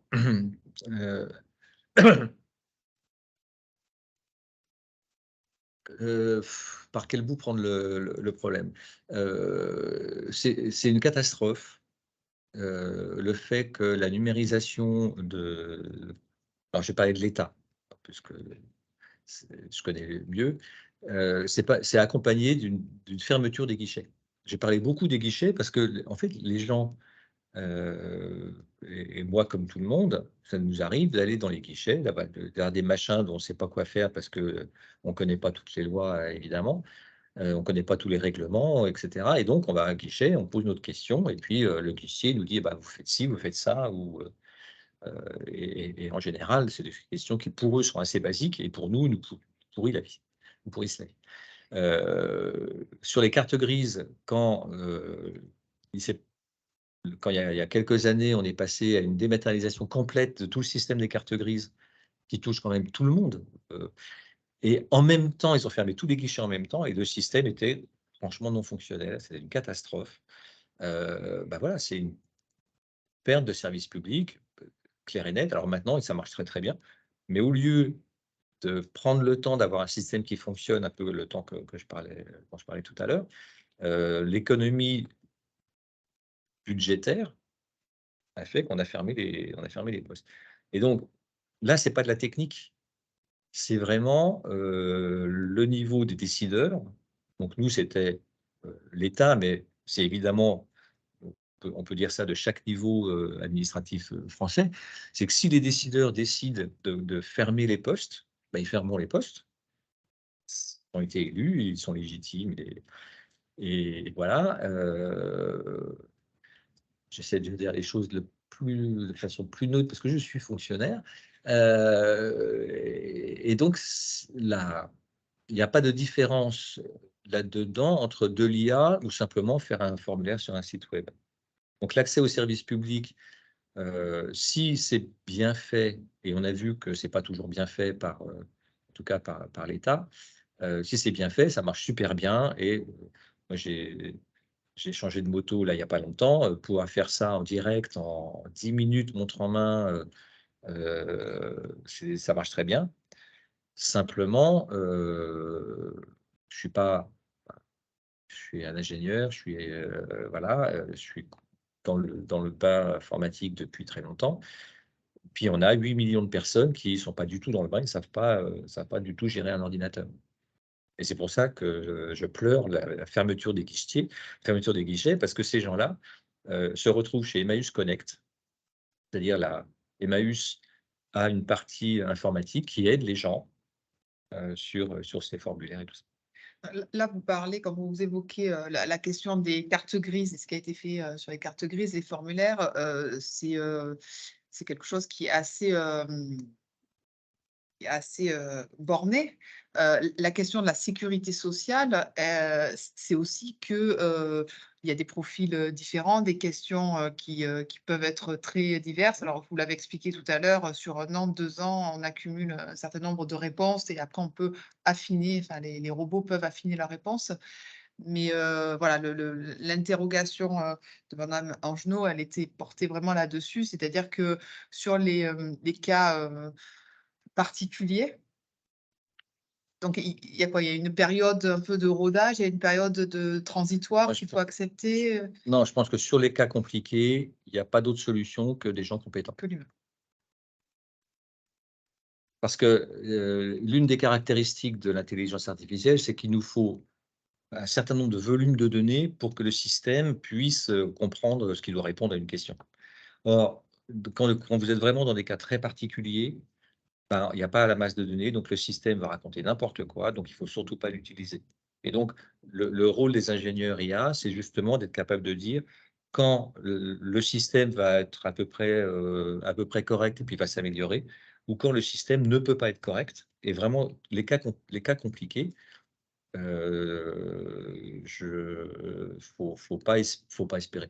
Il ne faut pas craindre, il faut le craindre. Mais il faut avoir des gens compétents pour faire des choses compliquées. Il faut espérer que les personnes qui sont aux commandes soient conscientes que l'IA ne va pas pouvoir répondre à toutes les missions, en tout cas du service public. Bah, notre métier en tant que fonctionnaire, dans nos fonctions, hein, en tout cas, c'est d'expliquer à nos hiérarchies, le directeur, puis qu'après que les directeurs ou nous-mêmes, on y allions expliquer aux élus que non, là, il ne faut pas, quoi. Ah, c'est ça. Philippe, tu avais une question? D'accord. Et alors, juste parce qu'il y a une autre question de Madame Ramu sur toujours les menaces, c'est la question quid de la facture. Alors, vous en avez parlé tout à l'heure, quid de la facture énergétique du numérique qui va exploser via toutes ces applications de l'IA? Est-ce le bon chemin? Vous l'avez évoqué tout à l'heure. Bah ça, j'ai carrément 4 diapos là-dessus parce que c'est. Je vais le dire maintenant parce que moi j'y tiens. C'est un sujet qui me tient à cœur parce que on en est où là? Je suis pas si en retard que ça en fait.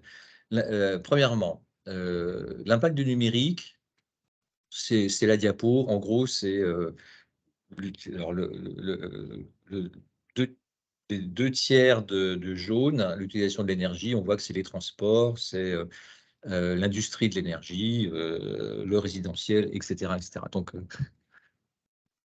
l'agriculture, etc. Pour essayer de vous donner des ordres de grandeur, de façon à ce qu'on puisse comprendre en gros où sont les enjeux et où se trouve le numérique là-dedans. Ça, c'est le rapport du GIEC sur le changement climatique. Et en gros, le GIEC, il parle de l'énergie, de l'agriculture, des bâtiments, du transport, de l'industrie et puis d'autres trucs. Le GIEC ne parle pas du numérique. Donc clairement, au niveau du changement climatique, le numérique n'est pas un sujet. Alors, la loi de Pareto, c'est un machin complètement, comment dirais-je, qu'on est plein à avoir déduit. C'est M. Pareto, dont j'ignore tout, qui l'a raconté, qui est que 80% des problèmes viennent de 20% des causes. Si vous arrivez à vous focaliser sur les 20% des causes, d'un seul coup, les problèmes disparaissent. Et donc, ce qui est pour le changement climatique, qui pour moi est quand même la plus grande menace actuelle, et pas seulement en région sud, si on est capable de gérer ne serait-ce que les 3 premiers problèmes, on aura fait un énorme pas pour gérer le changement climatique. Et le numérique n'en fait pas partie. Donc, ça veut dire qu'il n'y a pas de priorité climatique sur le numérique, d'après le GIEC. Et après, on parle de l'impact environnemental du numérique. Je ne suis pas certain que tout le monde sait que le numérique, c'est d'abord des téléviseurs. Tout simplement parce que ce qui est le plus fort impact environnemental, c'est la fabrication du matériel. Donc, si vous avez un grand écran, ça a plus d'impact que si vous avez un smartphone. Alors, on nous dit, oui, mais il y a énormément de smartphones. C'est vrai, évidemment, sauf que les smartphones, ce n'est pas très grand. Mais surtout, les smartphones, ça permet de faire des choses. Par exemple, vous n'allez pas au guichet de la banque. Vous n'avez pas besoin d'aller au guichet de la SNCF. Alors, pour les guichetiers, il y a évidemment eu des pertes d'emplois liées à ça. Mais pour nous, usagers, ça nous a quand même simplifié la vie beaucoup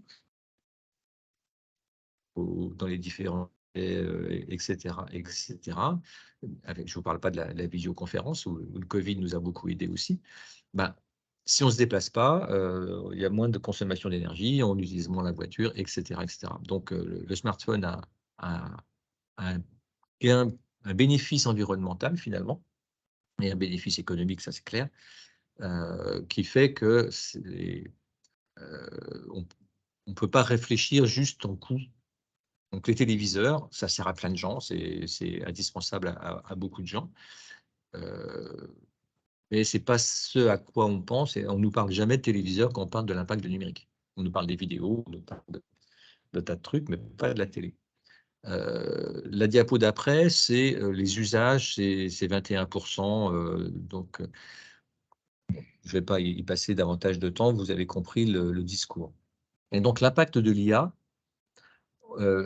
au départ, on nous a donné des chiffres. Le plus gros modèle, je vais faire court, le plus gros modèle d'intelligence artificielle, c'est 386 tonnes de CO2, d'équivalent CO2 relâché. Puis un modèle, ça ne se fait pas qu'une fois, donc il faut le réentraîner.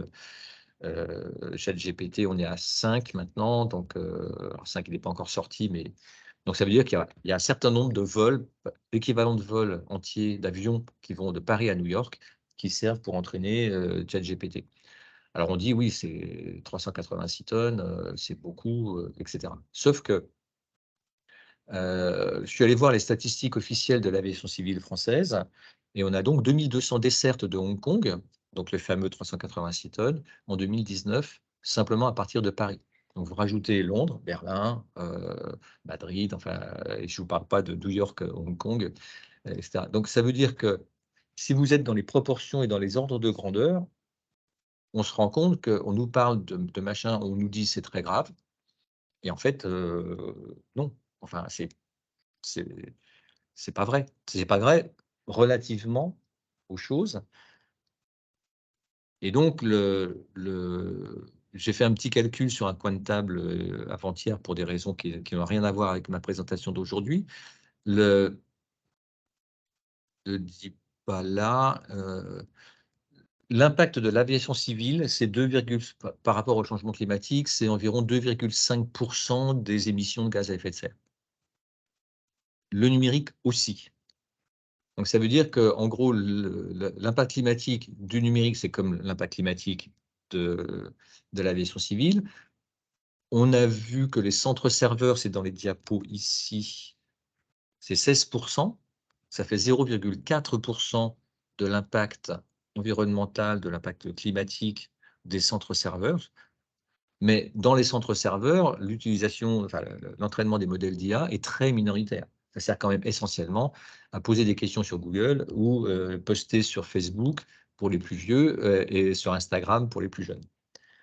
Et donc, on voit que l'impact climatique, l'impact environnemental de l'intelligence artificielle en tant que telle, c'est complètement, c'est entre 1/10 et 1/1000 de l'impact climatique global. C'est pour ça que je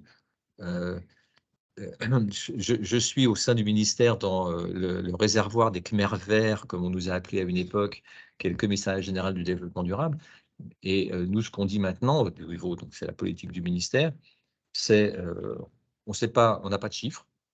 Il faut rester très prudent, il faut relativiser les choses et surtout, il faut faire le point entre les apports et les coûts. Si ça aide à la transition écologique et à la réduction de l'impact climatique, franchement, il n'y a pas d'état d'âme. Si, après, il faut se poser des questions d'utilité sociale. Hein, on est service public, donc quand on fait des choses, c'est que ça a une utilité sociale normalement. Et il faut se poser la question de cette utilité sociale par rapport au coût énergétique et au coût des matières premières dans les centres serveurs. Voilà. Merci de m'avoir donné l'occasion de sortir mon laïus parce que on nous raconte vraiment pas mal de trucs. Merci.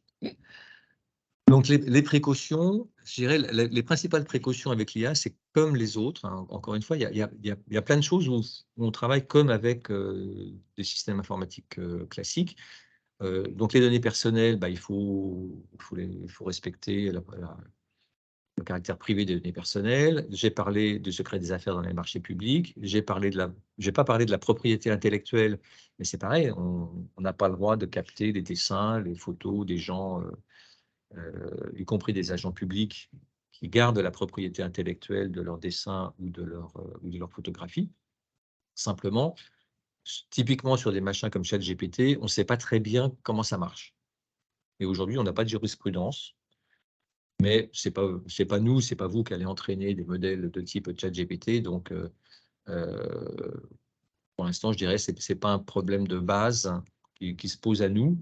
Donc, des gens comme moi vont continuer à suivre ce qui se passe au niveau de la jurisprudence européenne, parce que les Américains ont des lois complètement différentes de nous là-dessus. Mais pour l'instant, il n'y a pas de problème particulier à l'IA sur les sujets de respect de la loi. Les précautions, c'est donc, quand je vous dis qu'il faut mettre 10 ans de formation et puis de pédagogie, un peu ce que nous faisons ce matin ensemble, ça veut dire qu'il faut former tous les niveaux et la priorité, c'est manifestement les décideurs. Donc, les décideurs, c'est les directeurs généraux, et puis les élus. Parce que tous les élus n'ont pas interdit l'usage de ChatGPT dans les services. Et je pense que ça va finir par poser des problèmes. On a déjà des exemples d'entreprises privées d'entreprises privées qui ont diffusé des secrets industriels parce qu'ils voulaient faire travailler ChatGPT. C'est parti aux États-Unis. Des compositions de matériaux, des choses où ils auraient dû être plus prudents. L'environnement, j'en ai parlé, pour l'instant, c'est pas le problème le plus noir. Et puis, la précaution sur les territoires, hein, c'est pas se laisser avoir par le discours marketing de toutes les entreprises qui vont vous raconter qu'avec l'IA, on va tout résoudre. On a été assaillis depuis quelques mois sur tout un tas de courriers électroniques disant venez, on va parler d'IA, on va parler de ChatGPT, on va parler de tout ça. Bon, faut garder la tête froide et comme je l'écrivais tout à l'heure, il faut avoir des compétences internes pour être capable d'interroger tous les discours dont nous sommes cibles collectivement.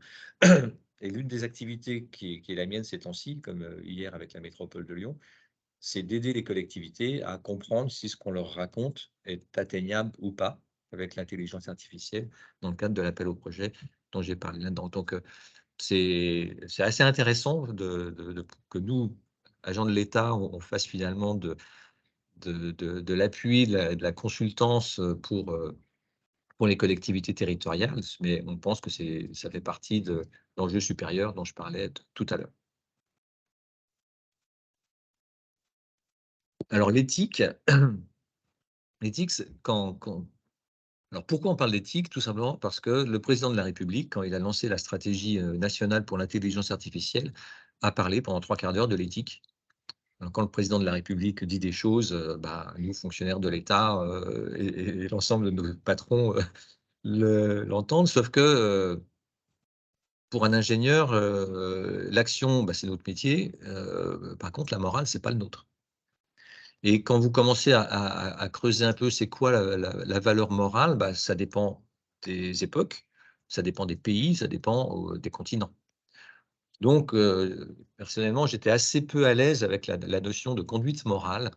Bon, je ne vais pas citer les différents philosophes européens, mais clairement, je ne savais pas quoi en faire. Sauf que, à un moment, on s'est retrouvé sur les histoires de véhicules autonomes dans un comité technique pour, en gros, les certifications des véhicules autonomes. Et là, donc on parlait d'éthique, tout ça, on ne savait pas trop bien quoi en faire.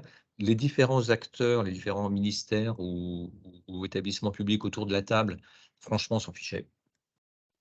C'était pas leur truc. Sauf d'une part, votre serviteur, parce que la vision du service public fait qu'on ne fait pas totalement n'importe quoi. Et j'ai eu le renfort du collègue du ministère des Armées, qui, en gros, j'avais le ministère de la Transition écologique, j'avais pas un poids si important que ça, manifestement. Sauf que le collègue du ministère des Armées a dit: «Nos officiers n'enverront pas sur le terrain des soldats si on ne sait pas ce qui se passe derrière». Et donc, on a remis les choses dans l'ordre, qui est que l'éthique, c'est très sympathique et c'est très intéressant pour les philosophes. Nous, on n'est pas des philosophes. Par contre, on a un certain nombre de questions. C'est-à-dire qu'à un moment, on doit dire à nos décideurs le risque qu'ils prennent s'ils signent un projet d'intelligence artificielle pour, par exemple, pour les aides sociales ou les permis de construire ou des machins comme ça. Donc, il y a évidemment un risque juridique. J'ai dit plus haut que les administrations étaient responsables, seraient responsables. Et donc, la notion envisager le risque qu'on prend à envoyer des soldats avec des drones pilotés par IA, ce qui n'existe pas en France, mais qu'on commence à voir en Ukraine, c'est quand même une question qui oblige à avoir des réponses, sinon on arrête tout. La réponse qu'on a apportée au ministère, dans la charte qui est maintenant la charte ministérielle, c'est, alors j'ai cité Aristote parce que ça fait bien de citer les philosophes grecs, mais ça a été revu par des Nord-Américains de façon opérationnelle dans un monde moderne. Et au final, pour faire court, le responsable, c'est l'administration. Donc, quand on a un projet informatique, quel qu'il soit, ou un projet quel qu'il soit d'ailleurs, on a un comité de pilotage. Et le comité de pilotage doit avoir les armes pour obliger le chef de projet à raconter ce qu'il fait vraiment, les données qu'il fait, le respect des données personnelles, enfin, à ouvrir le capot, quoi. Donc, ça oblige le chef de projet à se poser des questions. Et quand j'ai rempli ma propre fiche, un peu plus tôt, je m'étais rendu compte que j'avais soigneusement évité de répondre à des questions, de me poser des questions, parce que c'était des questions très compliquées. Et quand on est chef de projet et qu'il faut faire de la production, les questions trop compliquées, on a tendance quand même à les mettre de côté parce que c'est facile. Et quelque part, quand on a proposé cette charte éthique, c'était pour m'empêcher moi, par exemple, de passer à côté des questions trop compliquées. Alors, un autre angle, donc la question, c'est l'acceptabilité. J'ai parlé des décideurs, mais on sait aussi que la société est capable de refuser des choses que les scientifiques ou les ingénieurs considèrent comme étant des progrès. Le meilleur exemple, c'est les OGM, où la population européenne, et française en particulier, a refusé les OGM. Si bien qu'il n'y a pas d'OGM cultivés. Enfin, on peut dire que l'Union européenne est plutôt sans OGM, modulo de 3 trucs, mais c'est quand même ça qui a refusé, qui a fait qu'on a refusé ça du point de vue légal européen. Et puis, on a vu au moment du déploiement des antennes 5G et plus récemment, lors du déploiement des compteurs communicants Linky, qu'il y avait une partie de la population qui n'en voulait pas, qui avait, avec un certain nombre d'arguments, une opposition claire et nette et franche à ces trucs-là, qu'un certain nombre d'ingénieurs pour la 5G et la plupart des ingénieurs pour Linky considéraient comme étant des apports euh, pour le pays. Et donc, ça veut dire que si on n'est pas transparent, on risque d'avoir un refus de l'IA par la population. Alors, nous, on pense que ça peut être utile pour les usages, en tout cas, de la transition écologique. Pour d'autres usages, j'ai parlé du rapport aux usagers. Et donc, ça veut dire que si on veut avoir l'adhésion de la population, il faut être clair, il faut raconter ce qu'on fait et prendre en compte les différentes remarques. Ensuite, beaucoup plus proche de nous en tant que fonctionnaires, c'est que si nos décideurs, nos directeurs, chefs de service, directeurs généraux ne savent pas ce qui va se passer s'ils signent, ben, ils ne vont pas signer. Et s'ils ne signent pas, ben, on ne fait rien. Et, puis et donc, on est obligé de toute façon à expliquer. J'ai parlé donc de l'encadrement, c'est à la fois les militaires, hein, j'en ai parlé, mais c'est tous les gens qui prennent des décisions d'envoyer des soldats au feu. Je pense aux SDIS, j'ai pas mal travaillé avec les SDIS, en particulier de l'entente méditerranéenne. Donc, on ne joue pas avec ça. Donc, ça veut dire qu'on doit, nous, ingénieurs, expliquer aux différentes personnes qui assument le risque de ce qui va se passer. Et la réponse, c'est en fait la même, hein, c'est que pour que les décideurs contrôlent le risque qu'ils prennent, ben, il faut que leurs représentants qui sont dans les comités de pilotage obligent les chefs de projet à s'affronter les choses compliquées que j'ai soigneusement évitées quand je l'étais moi. Donc l'éthique, finalement, on part d'un machin très philosophique qui a des acceptations très différentes selon le type de philosophe à qui on s'adresse. Enfin, j'ai un peu travaillé ça quand même.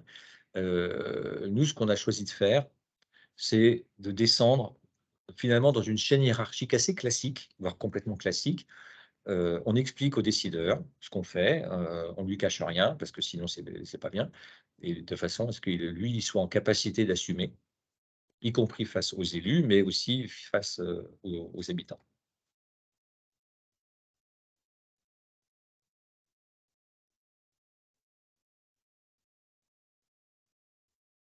En conclusion,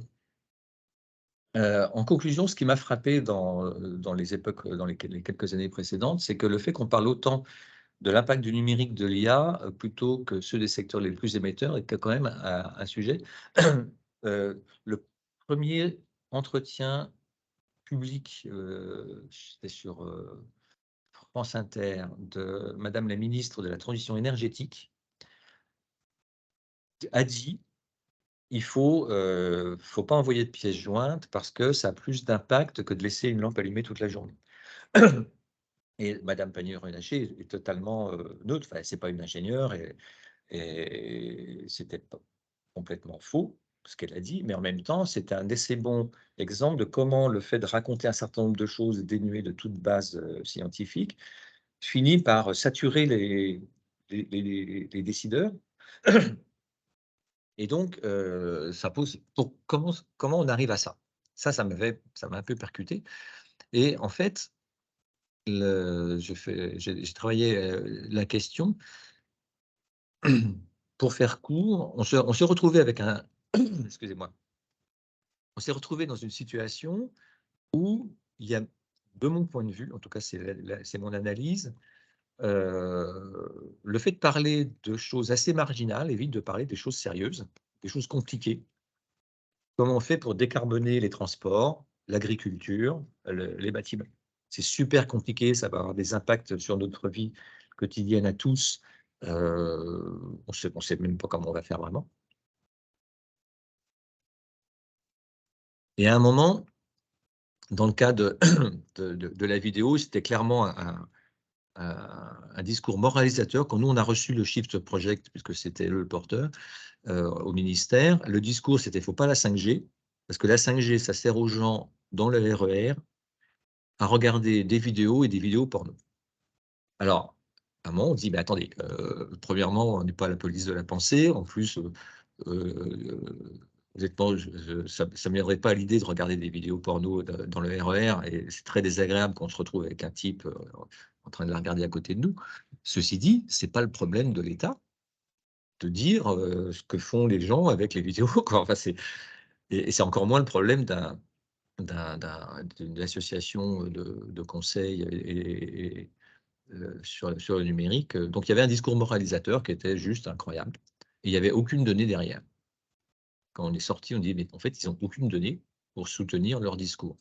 Et donc, se poser la question de la technique au milieu du champ social, donc en fait, tout ce que fait la société, entre ce que les uns pensent comme bien, ce que les autres pensent comme pas bien,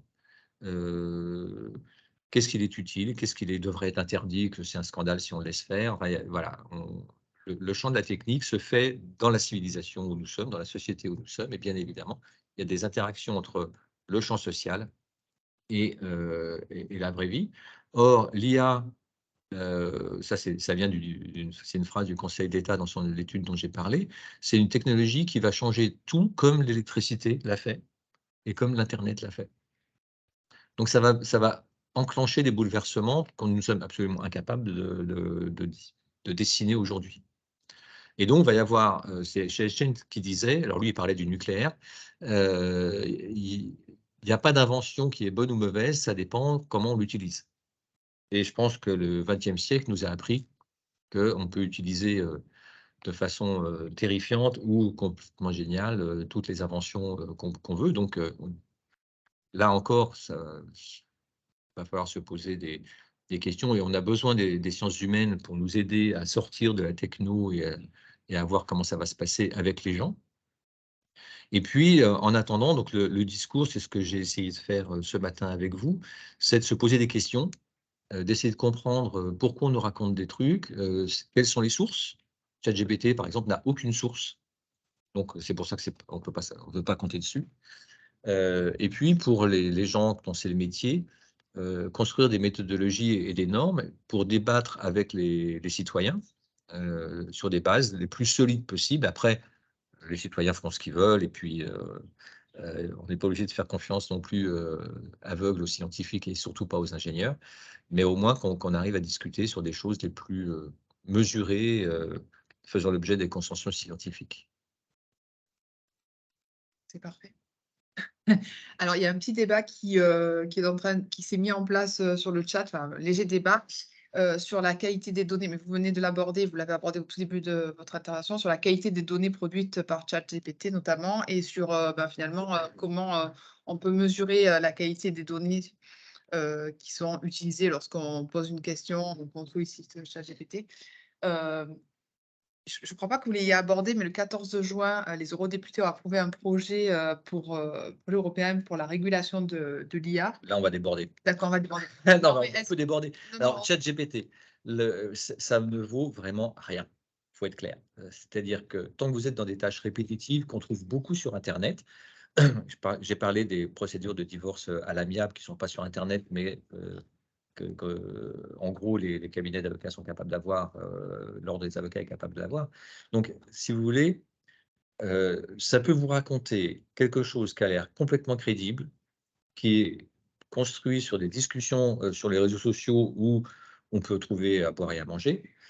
Donc, faut pas faire un usage professionnel de ChatGPT. Ça, c'est vraiment le point d'entrée parce qu'on ne contrôle rien. On ne contrôle pas les sources, on ne contrôle pas les biais qu'il est capable d'avoir. Or, on sait que, par exemple, comme c'est entraîné principalement en langue anglaise, on sait qu'il y a des traductions qui sont mauvaises quand on passe de ChatGPT anglais vers le français. Donc, c'est plutôt un très bon outil de traduction, mais il ne faut pas lui faire confiance de façon aveugle. Et c'est pareil pour tout ce que vous allez proposer. Donc, ça fait plutôt très bien les résumés. Ça fait plutôt très bien du développement informatique de sites web.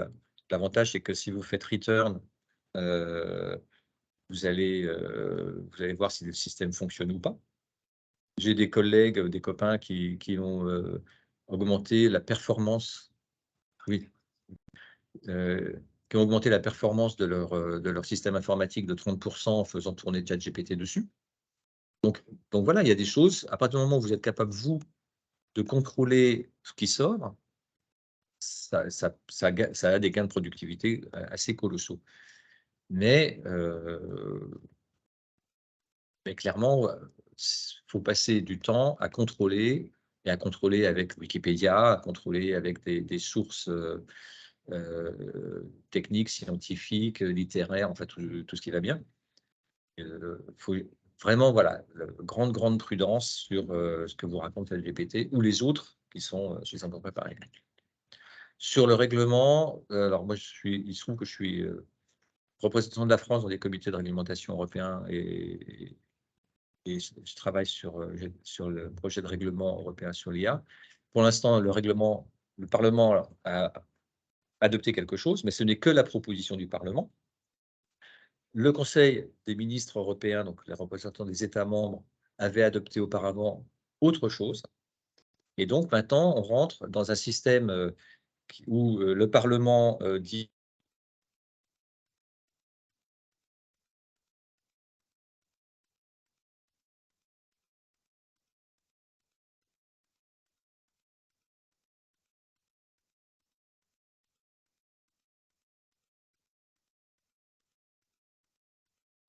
chose. Donc, ce que j'ai rédigé hier dans le train, une note pour mon patron, où je dis en gros, il est urgent d'attendre la fin des discussions entre le Parlement et les États membres pour savoir ce que dira vraiment la réglementation européenne. Moi, je ne veux pas passer du temps à agiter des chimères. On verra bien ce qui sortira. Ok, on a eu un petit souci, je remets la caméra. Un souci de connexion. Ah, mais il y a une automatisation de discours de tout ce que j'ai raconté. Bah, c'est super, ça. Oui, ça c'est l'IA. C'est l'IA de Teams. Mais c'est carrément un modèle de type ChatGPT qui a été en fait Microsoft a pris des parts, ils ont mis de mémoire 10 milliards de dollars quand même, hein, ça dépasse un peu mon entendement, pour intégrer ChatGPT dans ces différents outils. Et c'est la première fois que je le vois, ça a l'air d'être assez efficace, hein. Aussi, ça. Mais là, au moins, je connais la source et je suis capable de... On verra le document. Merci, Monsieur Léaubé. Je vais laisser Philippe Guétu peut-être conclure. S'il n'y a pas d'autres questions, je regarde. Non, je crois que toutes les questions ont été posées comme proposé au fil de la conférence.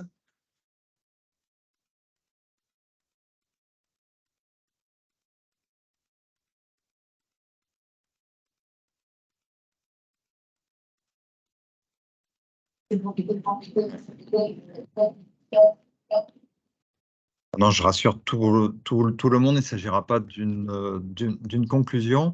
Non, non, mais voilà, je souhaitais en votre nom à toutes et à tous, voilà, à la fois remercier Monsieur Léo B pour ses présentations, cette invitation au bon usage de l'intelligence artificielle, voilà, que ce soit pour l'intelligence artificielle ou tous les progrès, voilà, qui science sans conscience n'est que ruine de l'âme, et c'est vrai.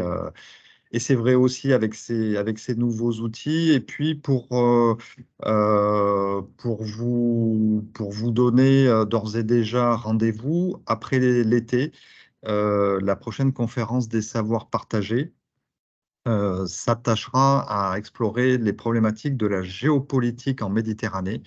Voilà, donc vous pouvez d'ores et déjà retenir la date. Ce sera le mardi 19 septembre à 10 h, et nous bénéficierons de l'intervention de Monsieur Pascal Hausseur de l'Institut FMES. Voilà. Ben, écoutez, merci encore à vous toutes et tous pour votre participation, à Monsieur Léo B pour sa participation. On a d'ailleurs cru comprendre que c'était, enfin voilà, que nous bénéficions d'une des dernières interventions dans le cadre de vos fonctions. Donc, en tout cas, merci d'avoir pu venir à Marseille pour, pour nous faire part de votre expérience et de vos réflexions en la matière. Et bonne journée à toutes et à tous. Merci de l'invitation.